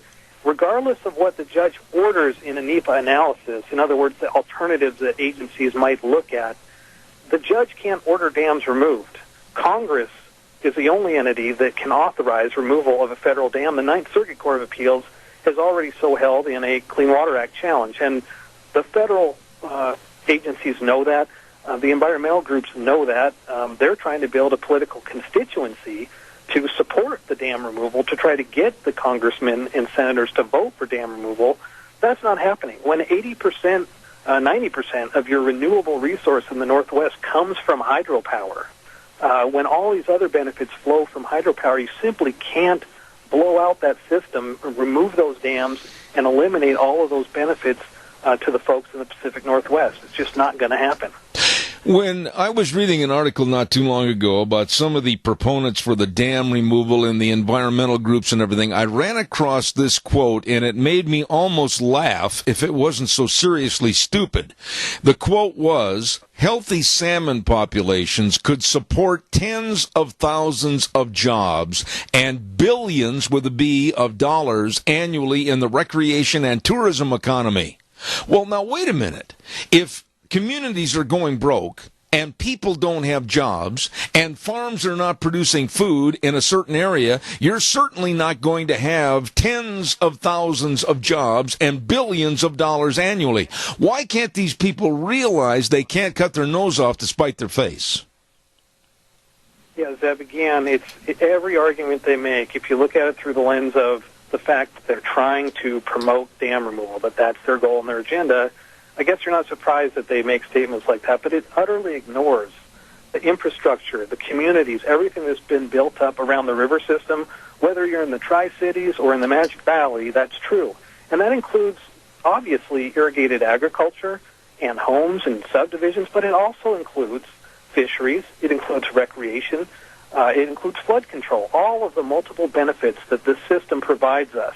They seem to just absolutely want to ignore because it doesn't suit their agenda of dam removal. You know, let me ask you, Norm, tell my audience in kind of a brief summation, economically, what it would mean as far as to the wheat and the barley and the transportation of the wheat down the river to Portland and that type of thing. I mean, we're talking about losses of billions of dollars and an upheaval of jobs related to agriculture that can never be replaced. Am I wrong? No, Zeb, and I don't have the exact facts and figures. They're both from folks like the Port of Lewiston and Northwest Waterways Association. But let me tell you this. If you remove those dams, you eliminate the Port of Lewiston, the furthest inland seaport in the United States, the only seaport in the state of Idaho that gets goods from Montana and Idaho out to the Far East and the Pacific Rim. That would be gone. That would be eliminated if the dams are removed. So I've heard things like if you need to put those goods on trains, it would take a train, miles long every day to meet what you're doing with barging. If you eliminated the hydropower, what are you going to replace that with? Coal? You would need a coal train a mile long every day. Something like that is what I've heard to replace the hydropower generated by those dams. So it would be devastating to our economy. It could be an impact to our environment as well to have these dams removed. So, no, it's not a good idea. It doesn't bear out economically. It doesn't work socially, environmentally, and otherwise. So we'll just have to see what happens. But the agencies are moving forward with this scoping process, and we all need to be involved. Comments are due January 17th. The hearing is next Tuesday in Boise. And we've got to be heard. Now's the time to stand up for the river system that we all benefit and enjoy. Okay, let's elaborate on that a little bit. I'm urging my audience to really participate and send their comments regarding this. But now please tell people where and how they can send these comments. I mean, it's easy to ask for them, but let's give them direct initiative as to where to send these. Yeah, the best and the easiest way to do this is to either show up at the hearing next Tuesday, and you can make comment at the hearing, November 29th from 4 to 7 p.m. next Tuesday at the Grove Hotel in Boise downtown. That's one way. Another way is to go online to www.crso.info, I-N-F-O, so crso.info, and you can submit comments there through January 17th. So even if you go to Boise next Tuesday and submit comments, you can submit additional comments through January 17th at this crso.info. That means Columbia River System Operation, crso.info. website. Norm, what do you think about the public getting involved? I mean, we see so many issues that the public is apathetic about and not getting involved, and I urge people, I absolutely implore people to send their comments to that crso.info. But what are you seeing? Are people getting mad and saying enough is enough? Zeb, I think that's part of what's going on. I think on the other side, there is a process that's going on here that's been ordered by a court, and it's a NEPA process, and I think it's important for folks to realize what that means. So they're the federal agencies scoping out what the issues are. I think it's important for folks to show up, not just to say what the agencies shouldn't do, which is dealing with the dam removal issue, but also what the agencies should do. Remember that the Bureau of Reclamation in particular in our area, helps operate and manage the facilities, the irrigation dams and reservoirs that we all live with and rely upon. Tell the agencies what you think the future should look like, that you believe these projects are important, they're viable. There's an obligation that's been made there, a commitment that's been made to these communities. They need to continue to be operated for the benefit of these communities, the benefit of our state, and the benefit of our nation. So show up at these hearings, get online and submit these comments, not just what we don't want, but also what we do want, what we want the future to look like for our kids. Oh, man, I'll tell you, Norm, I'll do all I can on this program. If you hear any information or need anything amplified on the airwaves, let me know, and we'll certainly do more justice to this story. Norm Simanka with the Idaho Water Users Association, thank you so much for being on the program, and please come back soon. Hey, we appreciate you, Zeb. Thank you very much. All right. Have a great Thanksgiving. God bless you. Thanksgiving wishes to you, too. Thank you very much. I consider that man to be a good friend and absolutely doing a great job for the state of Idaho. Norm Simanka with the Idaho Water Users Association. And I just can't imagine the destructiveness of what would happen without the dams and the total chaos of trying to get crops to market, etc. Oh my goodness, it's billions and billions of dollars with a B in losses. All that for the salmon. No, I can't abide by that. I want to remind you, before I take some more calls, give me a jingle real quick about our friends. No, I'm going to do the weather real quick. I'm going to do the weather and then take some more of your calls at 436-2244, 1-866-927-4587. The weather is brought to you by Pope Phillips, Oaks, Goodwin, and Company CPAs. I know firsthand that having a great CPA behind you is absolutely well worth your time and money. Please call them. Curtis Pope, Todd Phillips, Rob Oaks, Mitch Goodwin, Lyden Crane, the best. And they know all about tax return preparation, tax planning, business consulting, bookkeeping services, retirement planning. Please do not put it off. Get a hold of them today. They have two locations, 1710 Overland in Burley and 625th Street in Rupert. The best. Pope Phillips, Oaks, Goodwin, and Company CPAs serving you. Right now, here's Gina with the weather. Well, Mother Nature's playing nice for today, not so much for tomorrow, but hey, nice on Thanksgiving. So here is what our weather forecast is planning out for. Partly cloudy skies for today, slightly breezy, high of 48 with an overnight low of 33. Tomorrow, winds picking up out of the southwest right around 20 miles an hour. Rain showers off and on throughout the day, only a high of 40. That could mean snow up in the higher elevations. Overnight low of 26. For Thanksgiving Day itself, sunny skies, winds calming down, high of 44 with an overnight low of 26. And then as we move on into the weekend, mostly cloudy skies, slight chance of rain and or snow showers over the weekend. Highs are going to be in the low to mid-40s. Yesterday's high was 42. The overnight low was 35. That is your weather for Zeb at the Ranch. Gina, thank you. Excellent job, my dear. Pope Phillips, Oaks, Goodwin, and Company, bringing you the weather. CPAs that really care and know their business and can help you with yours. Thank you very much.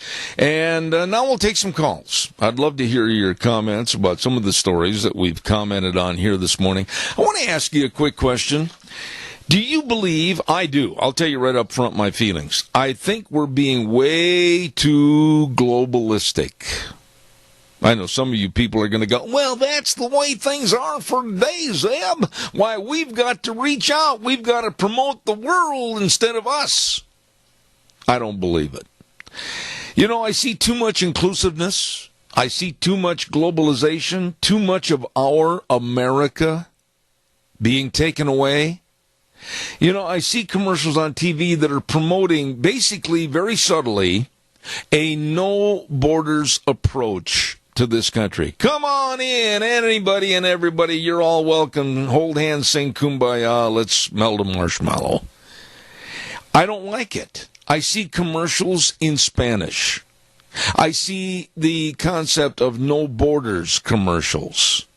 I see all go here and there. You know, and it's kind of like the NFL. I am not a favorable proponent at all of NFL going to Mexico. No, I don't agree with that. I don't agree with the NFL going to London.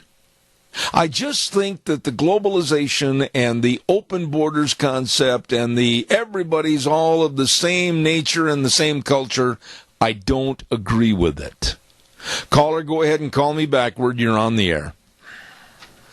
Yes, good morning, Zeb.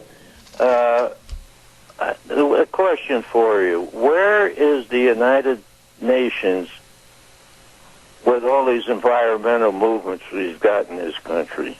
Where are they? There's a tie between the two. Oh, absolutely. There is so much going on behind the scenes with some of the Save Our Wildlife Foundations and all these different radical groups, the Wild Rivers, etc. All of this is tied into the United Nations with a lot of funding coming from, of course, one great source of money for them, and that's George Soros and Tom Steyer's and others. There's a lot of subversive attitude with the funding of these groups going on behind the scenes. You know, Zeb, I got on a computer this morning, and I tried to find out what the United States taxpayers are paying for the United Nations building in New York. You know what? I couldn't get a bit of information. I went through that computer, I will get that for you. I will get that for you. You and I will get that for you, Tony. I have a booklet on that, and it breaks down the expenses of which we're absorbing most of the costs, etc. And many, many nations are coming here with their diplomats kind of on a free ride. I've got that booklet someplace on my bookshelves, and if you've seen my bookshelves, which you have, you can understand why I can't just reach out and touch it. Okay. Yeah, I'm really interested in finding out. Okay. I was blindsided this morning with no information available. All right, well, Donald Trump does something about this. I hope so too, but only time will tell, and a man can only do so much in 4 years. God bless you, Tony. Thank you very much. Okay, you're welcome. All right. Bye. I did have a book, and I'm looking over my shoulder at one bookshelf. I got 1, 2, 3, 4, 5, 6, 7, 8 bookshelves in this office. Needless to say, I can't pinpoint where that book is. It broke down all the costs, etc. Caller, good morning. You're on the air. Yes, Seb. I got a quote from the Range magazine that cops talk about when they are talking amongst themselves. Okay, go ahead. Can I give it to you? Yes, sir. If you want justice, go to a whorehouse. If you want to get screwed, go to the courthouse. A jury, some believe, is a group of 12 people not smart enough to avoid jury duty. Ignoring facts, they collectively decide which side has the better lawyer. Courtroom politics. Best, a floundered system. At worst, it is a carnival of lies. You know, it's unfortunate that we have to refer to our judicial system and our court system as a setting of lies. But what's going on right now with the liberal left? What's going on right now with the absorption of taking illegality and making it normal? I'm telling you what, Doc, what you read it's coming to fruition, and it happens every day. The worst part of it is we are case law. We are not a country of constitutional law anymore. I agree with that. May I extend to you, your family, a very happy Thanksgiving, and it's always good to hear from you. Thank you, sir. And I hope you don't have a tofu turkey. Not in your life would there be one. Thank you very much. God bless. All right, take care. You know, my dear friend Frosty back in Denver, Colorado, he honestly is committed to the health food and that type of thing, and he does have what he calls a tofurkey on Thanksgiving time. And as a joke a couple of years ago, I sent him a Zeb at the Ranch steak knife and to cut his tofurkey, and he took it with a good sense of humor. But I want the real deal. I either want ham or I want turkey, and I want all the trimmings with the dressing and the potatoes and the biscuits and the salads and the pecan and pumpkin pie. Oh, it sounds good, doesn't it? It's just a day and a half away. Can't hardly wait. Want to remind you, too, excuse me, of Streamline Precision. Tim Vaughn, and I talked to Tim not too long ago, and he said, you know something, Zeb, right during the months of like December and January and February and March, those are the prime time months for us to get these steel buildings up for people on dairies and farms and ranches and businesses. Boy, I'm telling you, they handle the Nucor, the Prime, and the Sukup buildings, and maintenance free. Please call him. Right now is the prime time to get the jobs done and start it. Get a bid on what you want. Call Tim Vaughn at 431-7314. That number again, 431-7314. The very best serving you, Streamline Precision. There you go. Well. I heard the dog bark. Old Ruby was barking at Dr. History. And he's going to be here in just a few minutes with his report. And then I urge you to listen at 10:30 for Kyle Olson with EAGnews.org. I'm just literally going to ask him about the big mess that's going on in education right now, whether it's high schools, whether it's colleges, etc. There seems to be such an absolute insubordinate action by our students and teachers against the laws of the land. We're going to find out more from Kyle Olson, so don't go away. Zeb at the Ranch. We'll be back in about 7 minutes. Don't you leave.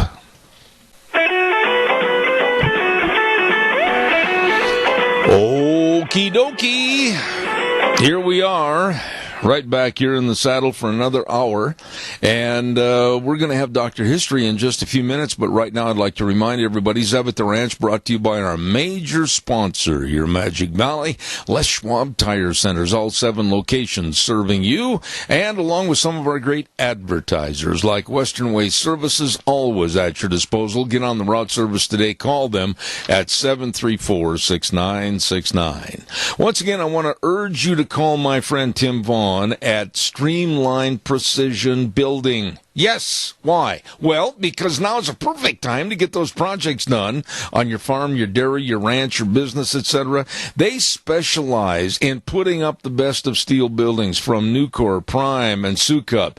And believe me, dairymen, if you're thinking about remodeling or building new structures, they can get the job done for you. All you have to do is call, because right now is prime time for Streamline Precision. You call Tim Vaughn, 431-7314.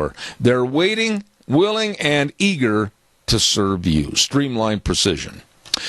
Let's see, what else have I got here real quick? And I want to remind you, happy Thanksgiving wishes go to you from our friends at Dot Foods, 1541 West 27th Street in Burley.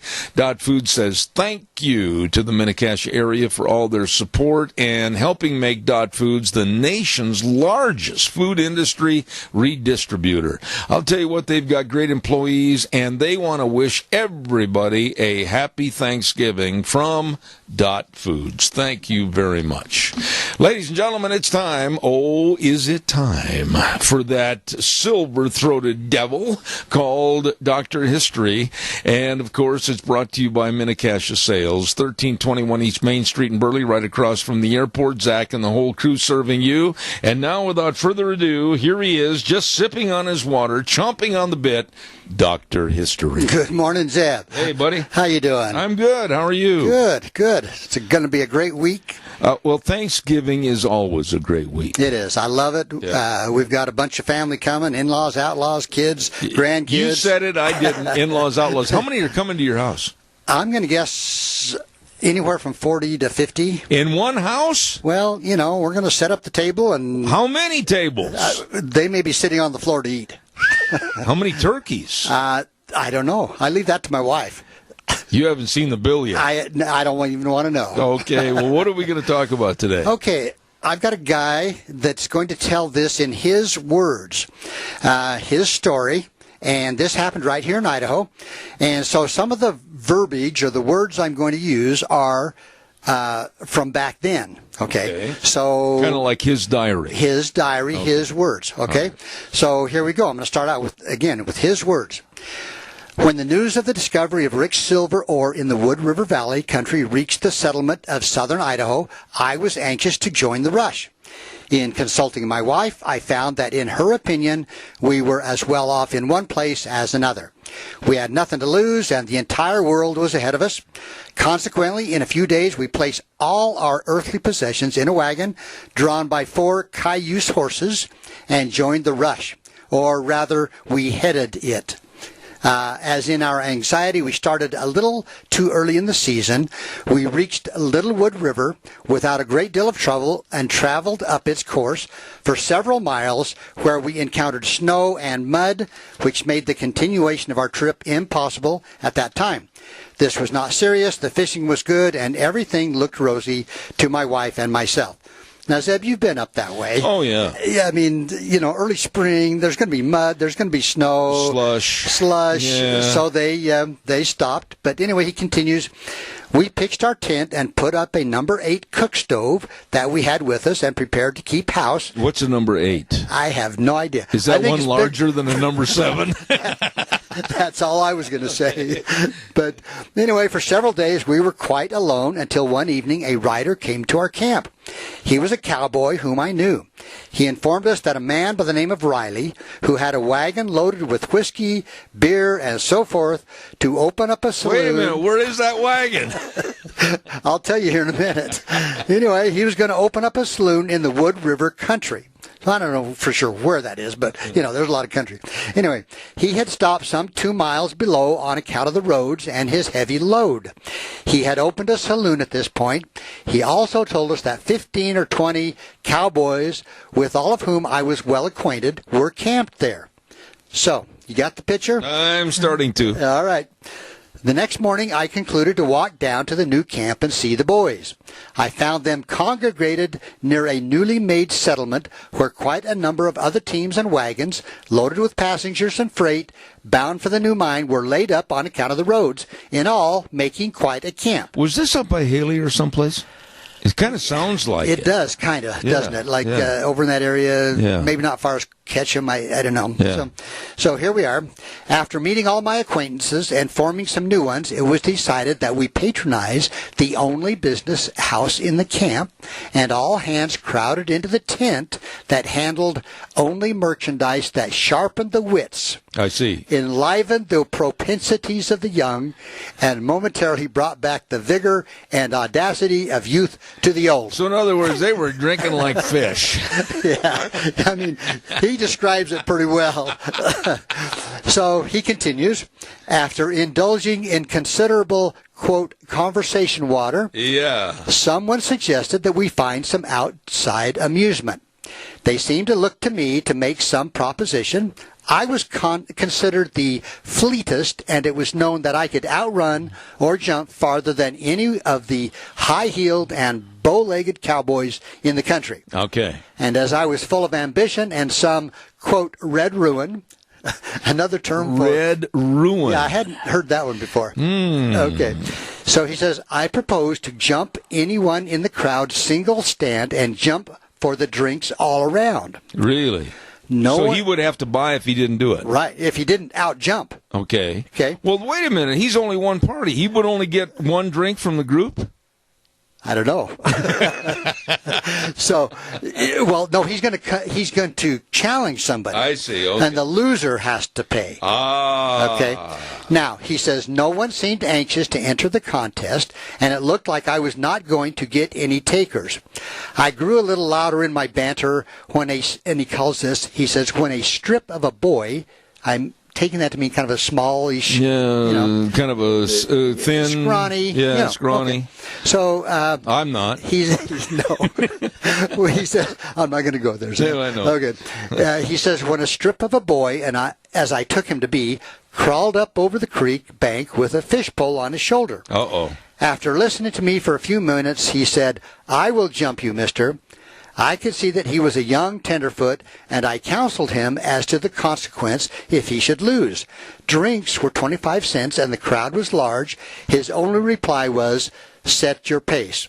Really? Now, this might be a good time for Boy, hang on. This is an arrogant little guy, isn't he? Yes. Okay, stand by. Don't forget Minnecasia Sales, 1321 East Main Street in Burley, right across from the airport. Easy to find. Telephone number to remember, 878-2091. You know what? Replace and upgrade your windows with the Western Windows. And don't forget, now's the time to do all the interior work. Yep, they've got great quality carpet on sale right now. Stop in and see Zach. They can help you out at Minnecasia Sales. And by the way, they can also send over a contractor for the installation.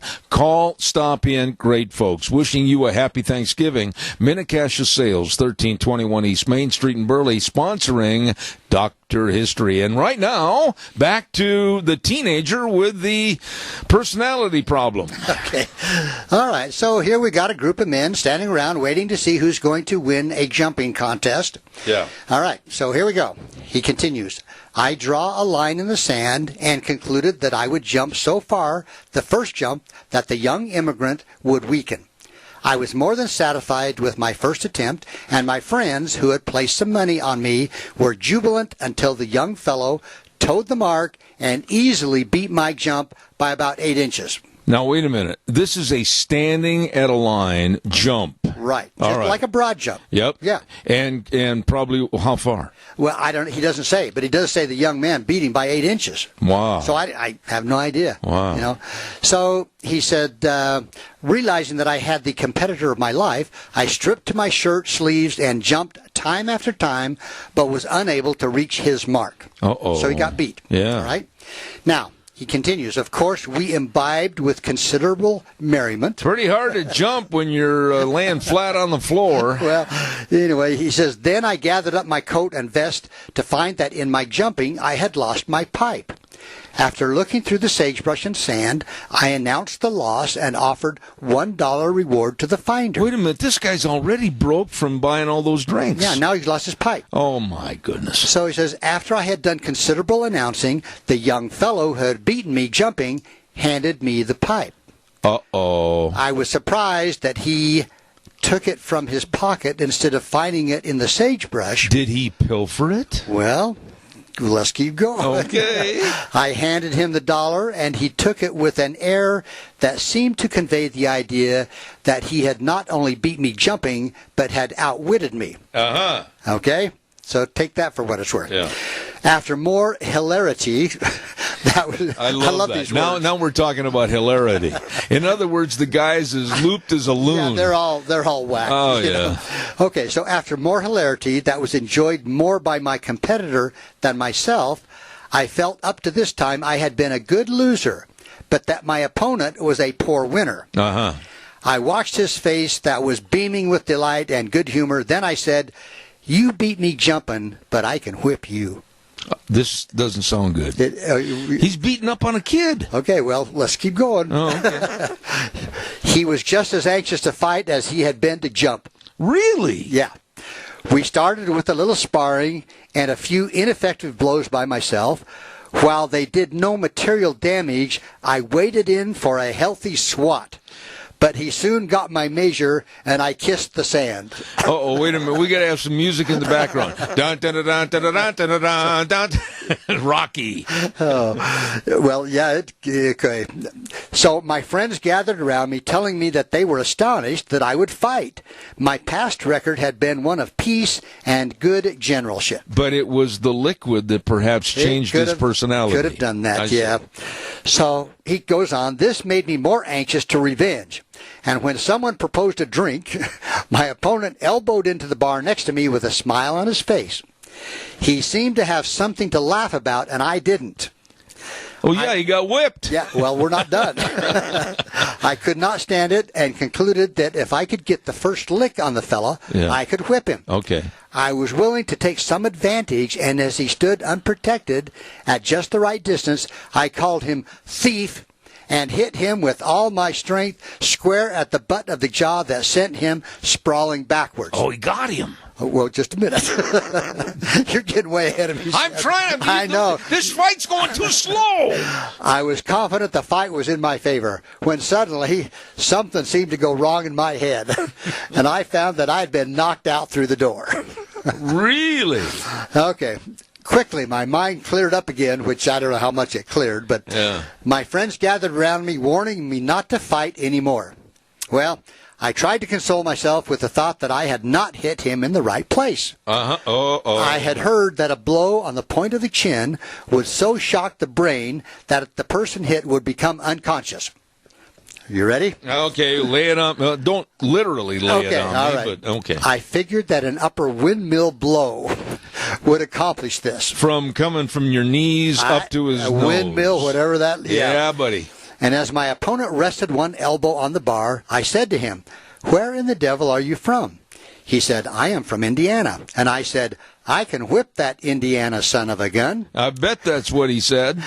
But I think just a little before I finished the sentence, I struck him with all my might, the blow reaching the point of his chin. His head went back, and the round seemed well in my favor, but only for a moment. Are you kidding me? Here we go. This guy got up off the floor? I never saw a man come out of a shock so quickly in my life. He seemed to take a real interest in the fight, not taking the trouble to knock me out through the door, but through the side of the tent, then followed me out and cleared up about 10 or 12 square feet of sagebrush with me. I took the count and lost the fight, and with it the ambition to fight anymore. It took him a while. Anyway, so then he goes on. Then I thought of my temporary home and my wife up the river, refusing more sociability, which is probably a good thing. Another drink. Yeah. I hit the trail. My eyes were swollen almost shut, and as I traveled up the Little Red River, I could hardly see. I regretted the outcome of that day's amusement. What would my young wife say? She would know I had been whipped. I found her busy doing some fancy work, and when she looked at me, she was horrified. I explained that a man much larger than myself had wronged me. That was probably not the smartest thing. And I was compelled to fight to protect my honor. Yeah, buddy. And he goes on, he says, and while my face might look bad, my opponent was even in worse condition. She said, if that is the case, he will die. In other words, if he looks worse than you, he's probably dead. He had to save face with his wife, right? Oh, yeah. Anyway. I feel there's more coming. Well, not a lot, but a little. Okay. Well, yeah, a little. Okay. Anyway, she put me to bed, placed cold tea leaves on my eyes. Oh, boy. As I lay totally blindfolded, I reckoned for revenge. I had a $4 shotgun that I thought I might load with buckshot and go down and shoot the fella. That probably wasn't the smartest thing. Okay. Presently, I dropped into a peaceful sleep. Peaceful. For who knows how long. Only awakening when my wife took the cloth from my eyes. The swelling had gone.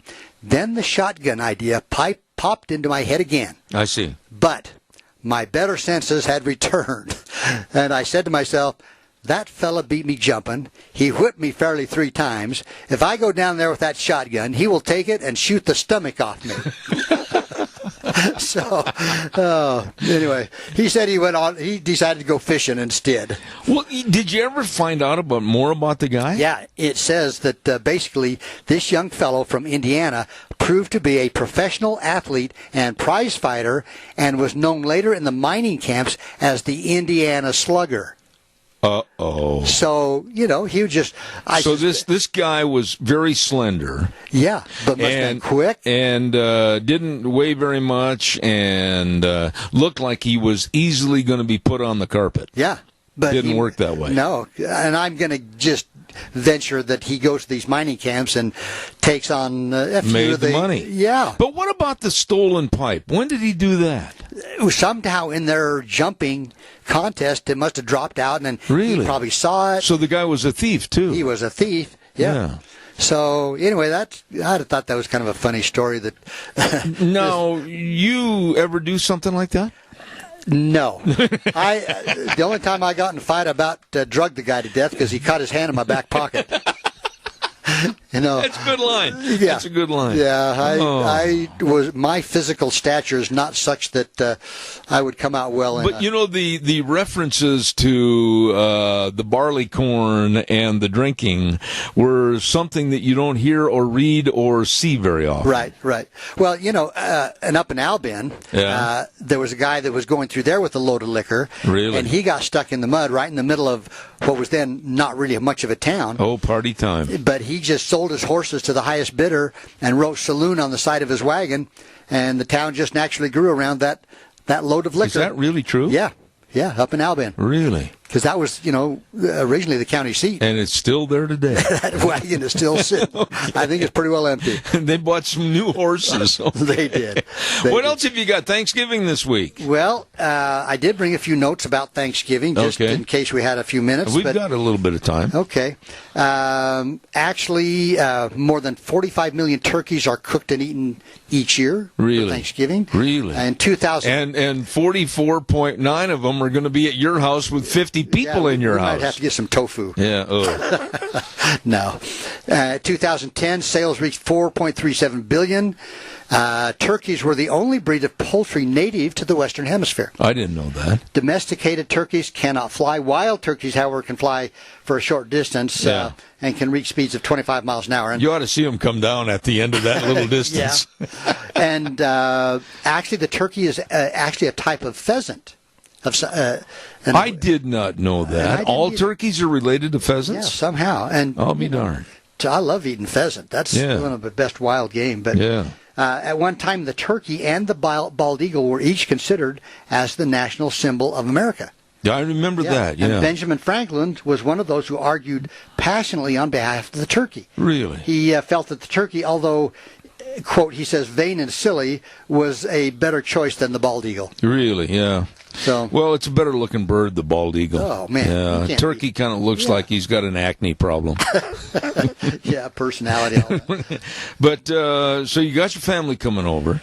We do. My mom, my mother-in-law, some of, I think all but one of my kids will be there. Really? 11 grandkids. And all of them, of course, will not spill on the rug or anything. No, heavens, no. Grandkids don't do that. No. They don't spill. They don't make messes. And you're in for a busy day. They're all 11 and under. Oh, how many? Well, just 11 are coming. I see. Actually, 10 and under. Okay. Anyway, we'll have a great time. Where did Grandpa get his patience? Me or my dad? No, you. Well, I had 5 daughters and 1 son. Yeah. And with 5 daughters and 1 son, you kind of learn patience as you go along. So you are like kind of in a way that fighter we were talking about, only you bite your lip. That's right. I don't imbibe. Yeah. Maybe I should. I don't know.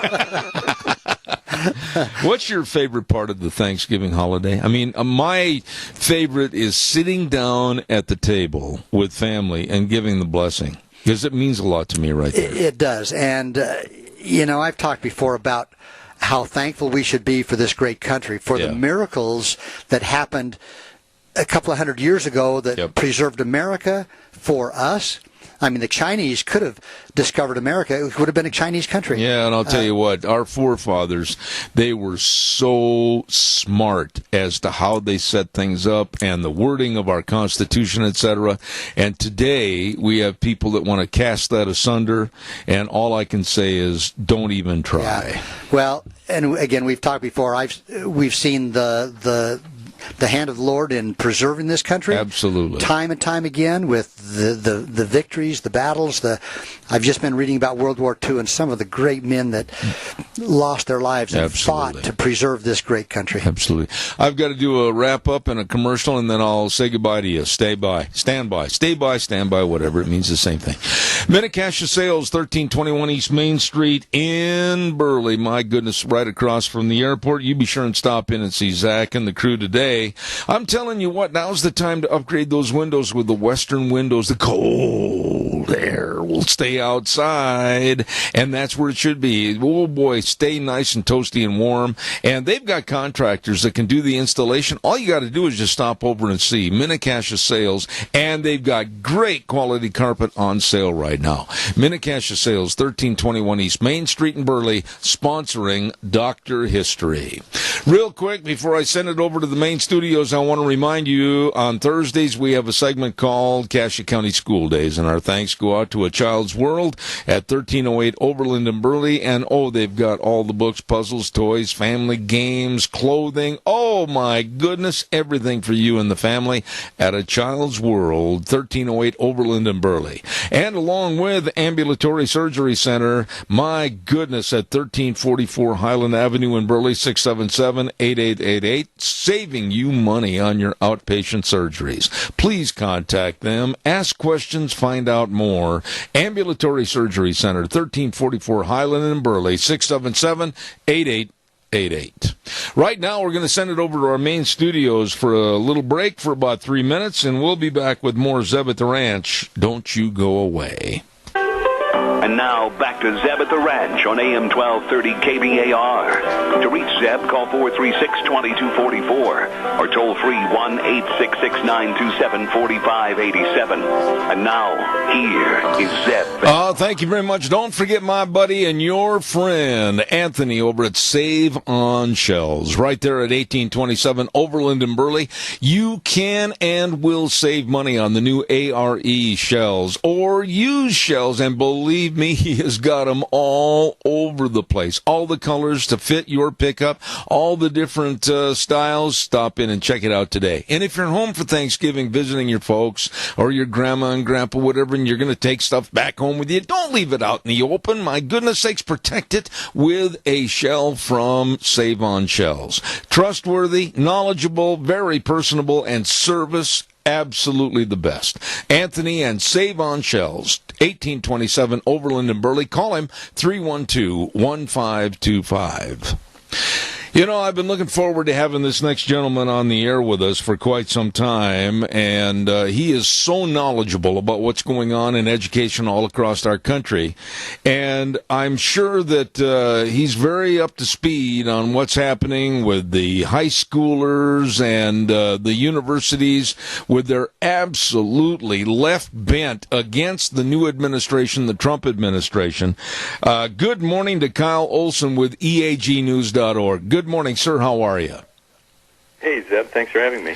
You know, I got to be honest with you, Kyle. I sit and I watch the news, and I am absolutely appalled that high school students would just get up and walk out of class onto busy streets and walk around in L.A., etc., protesting the voting of our new President Trump, and there doesn't seem to be any repercussion or ramification about it, and it seems like the kids are in charge. What's going on here? You're right, and I mean, it seems just, first of all, you know, whether it's L.A. or any community, it just seems like it's a dangerous thing for schools to just, you know, throw open the doors and let kids just walk out. I mean, that's a huge liability, first of all. But then secondly, we've been seeing stories in Oakland, California, for example, where the teachers were actually helping to organize the protests. And so this is, I think, generally speaking, these walkouts have the blessing of teachers and administrators who are enabling these students to do this. And you know, and what I find puzzling is, what do they think this is accomplishing? I mean, they're getting out of school, they're not learning anything. But beyond that, what is this actually accomplishing? It's not changing the Trump administration. It's not changing anyone's minds. All it's doing is harming the kids. Well, you know, it's not only harming the kids, but it's harming our entire society. I mean, my goodness, when I was in junior high, or even freshman, sophomore year of high school, I got to be honest with you, I don't think I was backward. I don't think I was stretched for any intellect. I was keeping up with the times. But you know what? Never to walk out of school. I can just imagine some of my teachers walking out the front door of that school, grabbing me by the nape of the neck, dragging me back inside, and then calling my mom and dad, which would have been a fate worse than death. What happened to our society, Kyle? Well, I think I think what you're seeing is children of the 60s who grew up in this mentality of let's go out and protest and let's riot and let's fight against the man and all of that. They're the ones now in charge of the schools, and they think that response to the election is appropriate and it's acceptable, and it's useful and it's getting society somewhere. But ultimately, it's not doing anything. I mean, it seems to me, when there's all this, heartburn about the popular vote versus the Electoral College, and why the Electoral College is important, it seems to me that schools would be better served educating students about American history and specifically about the Electoral College what that means for the country, and how the Electoral College allows other states like Idaho or Michigan, where I live, to have a say in the presidential election, and it's not just controlled by people in New York and California and Florida and Texas and other big states. But they're not. But many schools are not doing that. Instead, they're venting rage, and and frankly, another thing I think that they're doing is they're feeding this fear, and they're feeding this idea that President Trump is going to, he's going to go into schools and he's going to deport people and he's going to target people based on race and all of this. And I think many schools and teachers are fomenting that idea, and they're not doing anything to try and dispel that myth.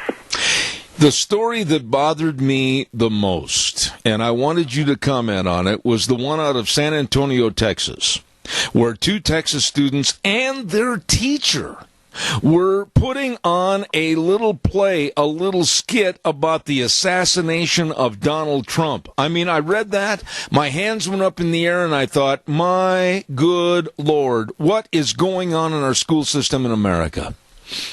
That's right, and they used real gun noises, and I mean there was real intent there, and when I read that, what went through my mind is, so wait a minute, so we have we ran a story, I think it was last week, where a student had a toddler knife, so like it's not sharp, but it's a knife, brought it to school to cut a piece of fruit, and the student was suspended because they had a weapon.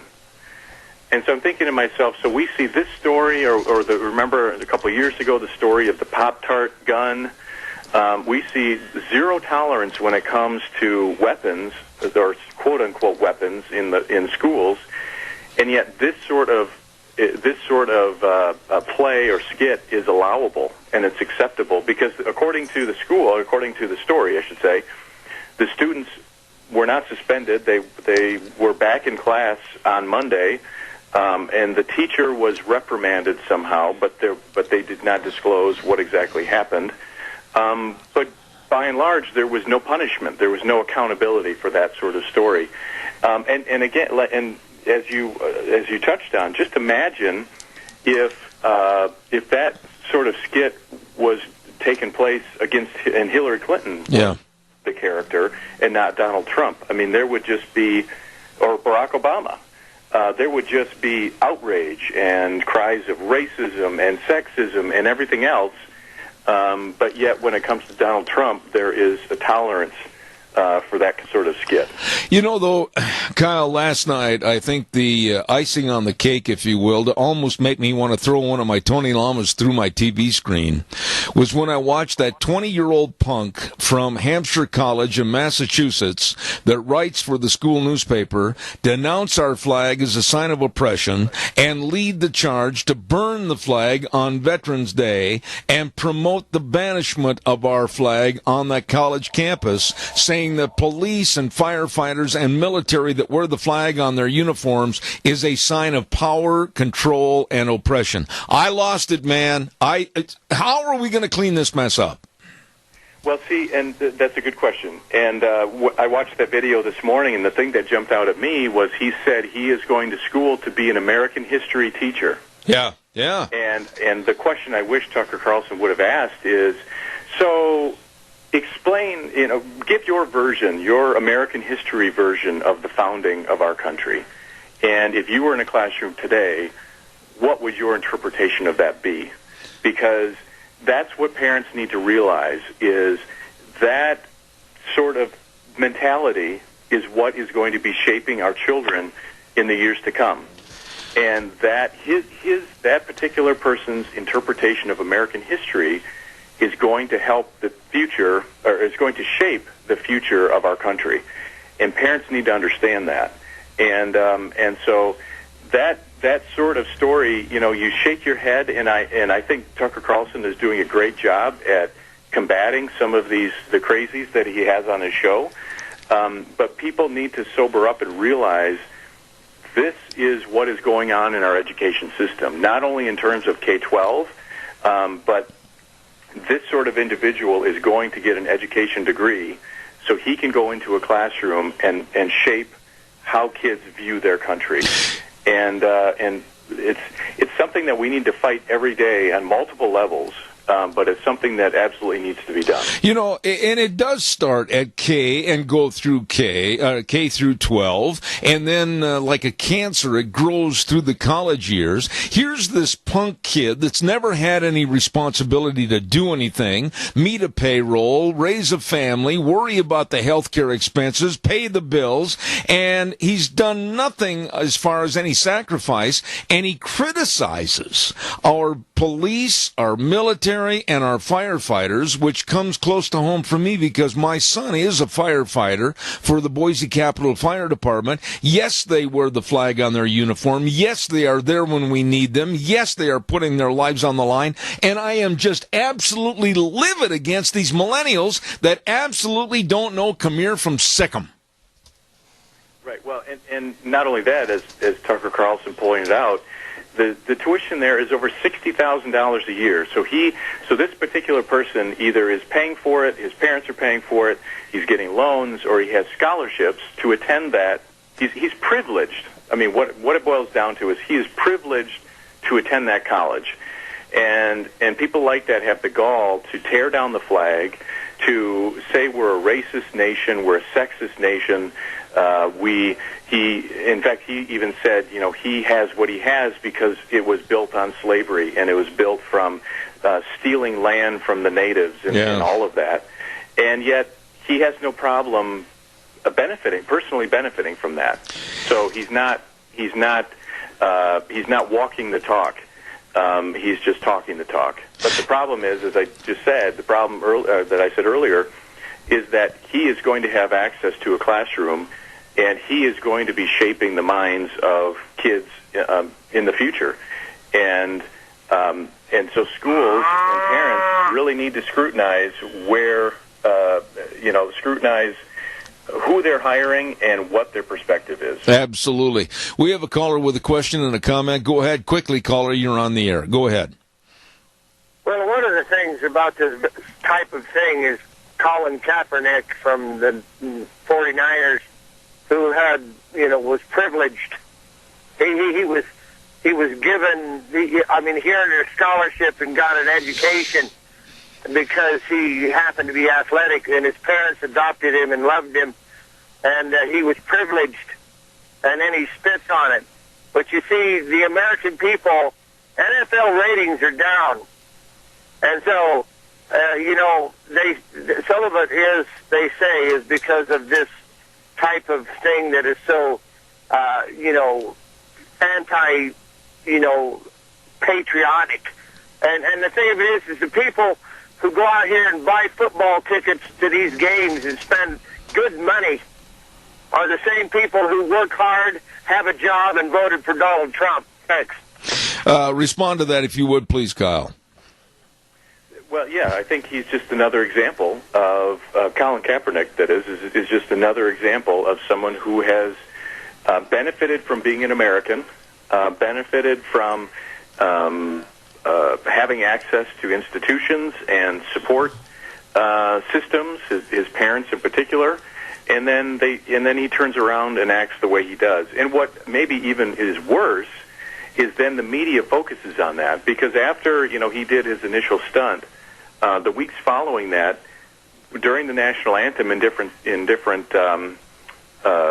games, the media, the cameras would focus on those players that were kneeling, and so it perpetuated it, which I think is unfortunate, because you figure, and I know athletes work hard. It's a tough job, but they're getting paid a lot of money, and they are benefiting from a great American economic system.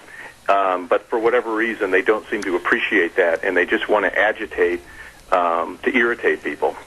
Kyle, here we are, you and I talking about this problem, and we're not probably going to solve the problem, but I would like to know what you think can be done by common, ordinary taxpayers, Mr. and Mrs. Joe Smith, anywhere USA. I mean, we can't allow this cancer to fester. We can't allow these millennials to stand up in front of a television screen and denounce our flag and denounce our country when they have done nothing to contribute. They're not taxpayers. They have done nothing to help the economy. They have done nothing to help their society. What do we do? What are the step-graded processes that we need to do to get this country back on track? Well, two things. The first thing, parents need to look at all of their educational options. Whether it's the public school or it's homeschooling or a private school or a charter school, whatever it is, they need to look at all of their options, and they need to think to themselves, they need to ask to see the curriculum, and they need to think to themselves, what is best going to reflect my values and the values I want to instill in my child? That's the first thing. The second thing is taxpayers who may not have children in the system. Taxpayers still own the system. We're paying for it. Property tax, through property taxes and sales taxes in some states, like in Michigan where I live, we own the system, and we have every right to say how the system should run. And so when there are stories of teachers who are, we're debating about fake news these days, when there are teachers who are pushing fake history, parents and taxpayers need to call them out on that, and there needs to be accountability. And that is when things will change, is when parents and taxpayers respectfully rise up and say, what is being pushed is propaganda, and it's fake history, and all of that, and we're not going to stand for it, and what are you going to do about it? Let me ask you, have you heard any thoughts or rumors about the education secretary in the Trump administration? Are you optimistic as to what can be done to right the ship, if you will, for education with the Trump administration, all the way from the cafeteria to the classroom? Well, there are three people I've seen discussed. The first one was Michelle Rhee. She is, and I can give you a rundown, or at least the way I see it, if we have a couple more minutes. Yes, go ahead. But just very briefly, Michelle Rhee was the D.C. Chancellor, D.C. Public Schools. She battled with the unions, which I think is a good thing. She tried to get the focus away from adult issues and towards student issues. She was pro-Common Core, which is a big concern to me, because I know Donald Trump has said he wants to get rid of Common Core. So she is one. Betsy DeVos, who is from Grand Rapids, Michigan, just down the road from where I live. She is, I would say she's similar. She supported Jeb Bush in the primary. She is, or at least was, pro-Common Core. Very good on school choice. And then the final one is Bill Evers, who works in a Stanford think tank. Mm-hmm. He was in the George W. Bush education department. He is libertarian and is anti-Common Core and very pro-school choice. And I personally think he would be the best one. Because what we ultimately need is someone who understands how the department works, but also believes it needs to be deconstructed, and it needs to be taken apart, and power needs to be transferred back to local communities and the states, and get the power away from the federal government. Absolutely. Bill Evers would probably be the best one to do that. Absolutely. I'm going to put you on the spot here a little bit, Kyle. Have you thought of running for those various positions? No, I would not be. I don't have the temperament for that. You need to have someone who is diplomatic, and I am not diplomatic. Well, I like to get into these issues like we're talking about today, because I think they're important issues, and I like to call out the people who I think are teaching the fake history and are trying to grab power for the federal government. And so no. Short answer is no. I want to tell you how much I appreciate you. EAGnews.org, Kyle Olson. He's been a friend of this program for a long time, and I highly respect everything he says and does. And I want to extend to you a very happy Thanksgiving, and thank you for being on the program this morning. Sure. Happy Thanksgiving. God bless. Thank you very much. Wow, I enjoy visiting with him. A very straight shooter. Kyle Olson, EAGnews.org. Oh, my goodness, look at that. Zeb, you're late again. Poor old Wheels is sitting over there going, Zeb, hurry up. Well, the weather is brought to you by Scarro's Meats, 331 North Road, Jerome, and the number to call and find out more is 324-7657. They can take your wild game that you were up in the hills hunting, and they can turn it into salami and brats and jerky and breakfast sausage. Oh, yeah. Great job. They are changing the way we eat one delicious bite at a time. Right now, here's Gina with the weather. Well, Mother Nature's playing nice for today, not so much for tomorrow, but hey, nice on Thanksgiving. So here is what our weather forecast is planning out for. Partly cloudy skies for today, slightly breezy, high of 48 with an overnight low of 33. Tomorrow, winds picking up out of the southwest, right around 20 miles an hour. Rain showers off and on throughout the day, only a high of 40. That could mean snow up in the higher elevations. Overnight low of 26. For Thanksgiving Day itself, sunny skies, winds calming down, high of 44 with an overnight low of 26. And then as we move on into the weekend, mostly cloudy skies, slight chance of rain and or snow showers over the weekend. Highs are going to be in the low to mid-40s. Yesterday's high was 42. The overnight low was 35. That is your weather for Zeb at the Ranch. She does a great job. Thank you, Gina. Don't forget your locally owned custom meat processor for over 20 years. Don Scarrow and the crew at Scarrow's Meats. 331 North Road, Jerome, the number to call. 324-7657. They wish you a happy Thanksgiving, and remember, they're changing the way we eat one delicious bite at a time. Good. What do we got cooking for tomorrow on the program? Let me take a look here at my book, and a couple of the time slots are not filled yet. We had a cancellation. But I want to stress to you that we're going to have Dave Bego on at 9:06 tomorrow morning from Indianapolis, Indiana. Then we have another court case with the Pacific Legal Foundation and an artist, an Indian photographer by the name of Peggy Fontenot. And we're going to be talking about a court case that she had to file with help of the Pacific Legal Foundation. I think you'll find it extremely interesting. And then one of my all-time favorite guests, Dr. Alvin Schmidt from Illinois, is going to be on the air talking about the values of this country, how we're getting away from the values, how we need to kind of turn the bus around and get back to the values that made us great, and especially this close to Thanksgiving time. A lot of things to talk about tomorrow on the program, so don't you miss it.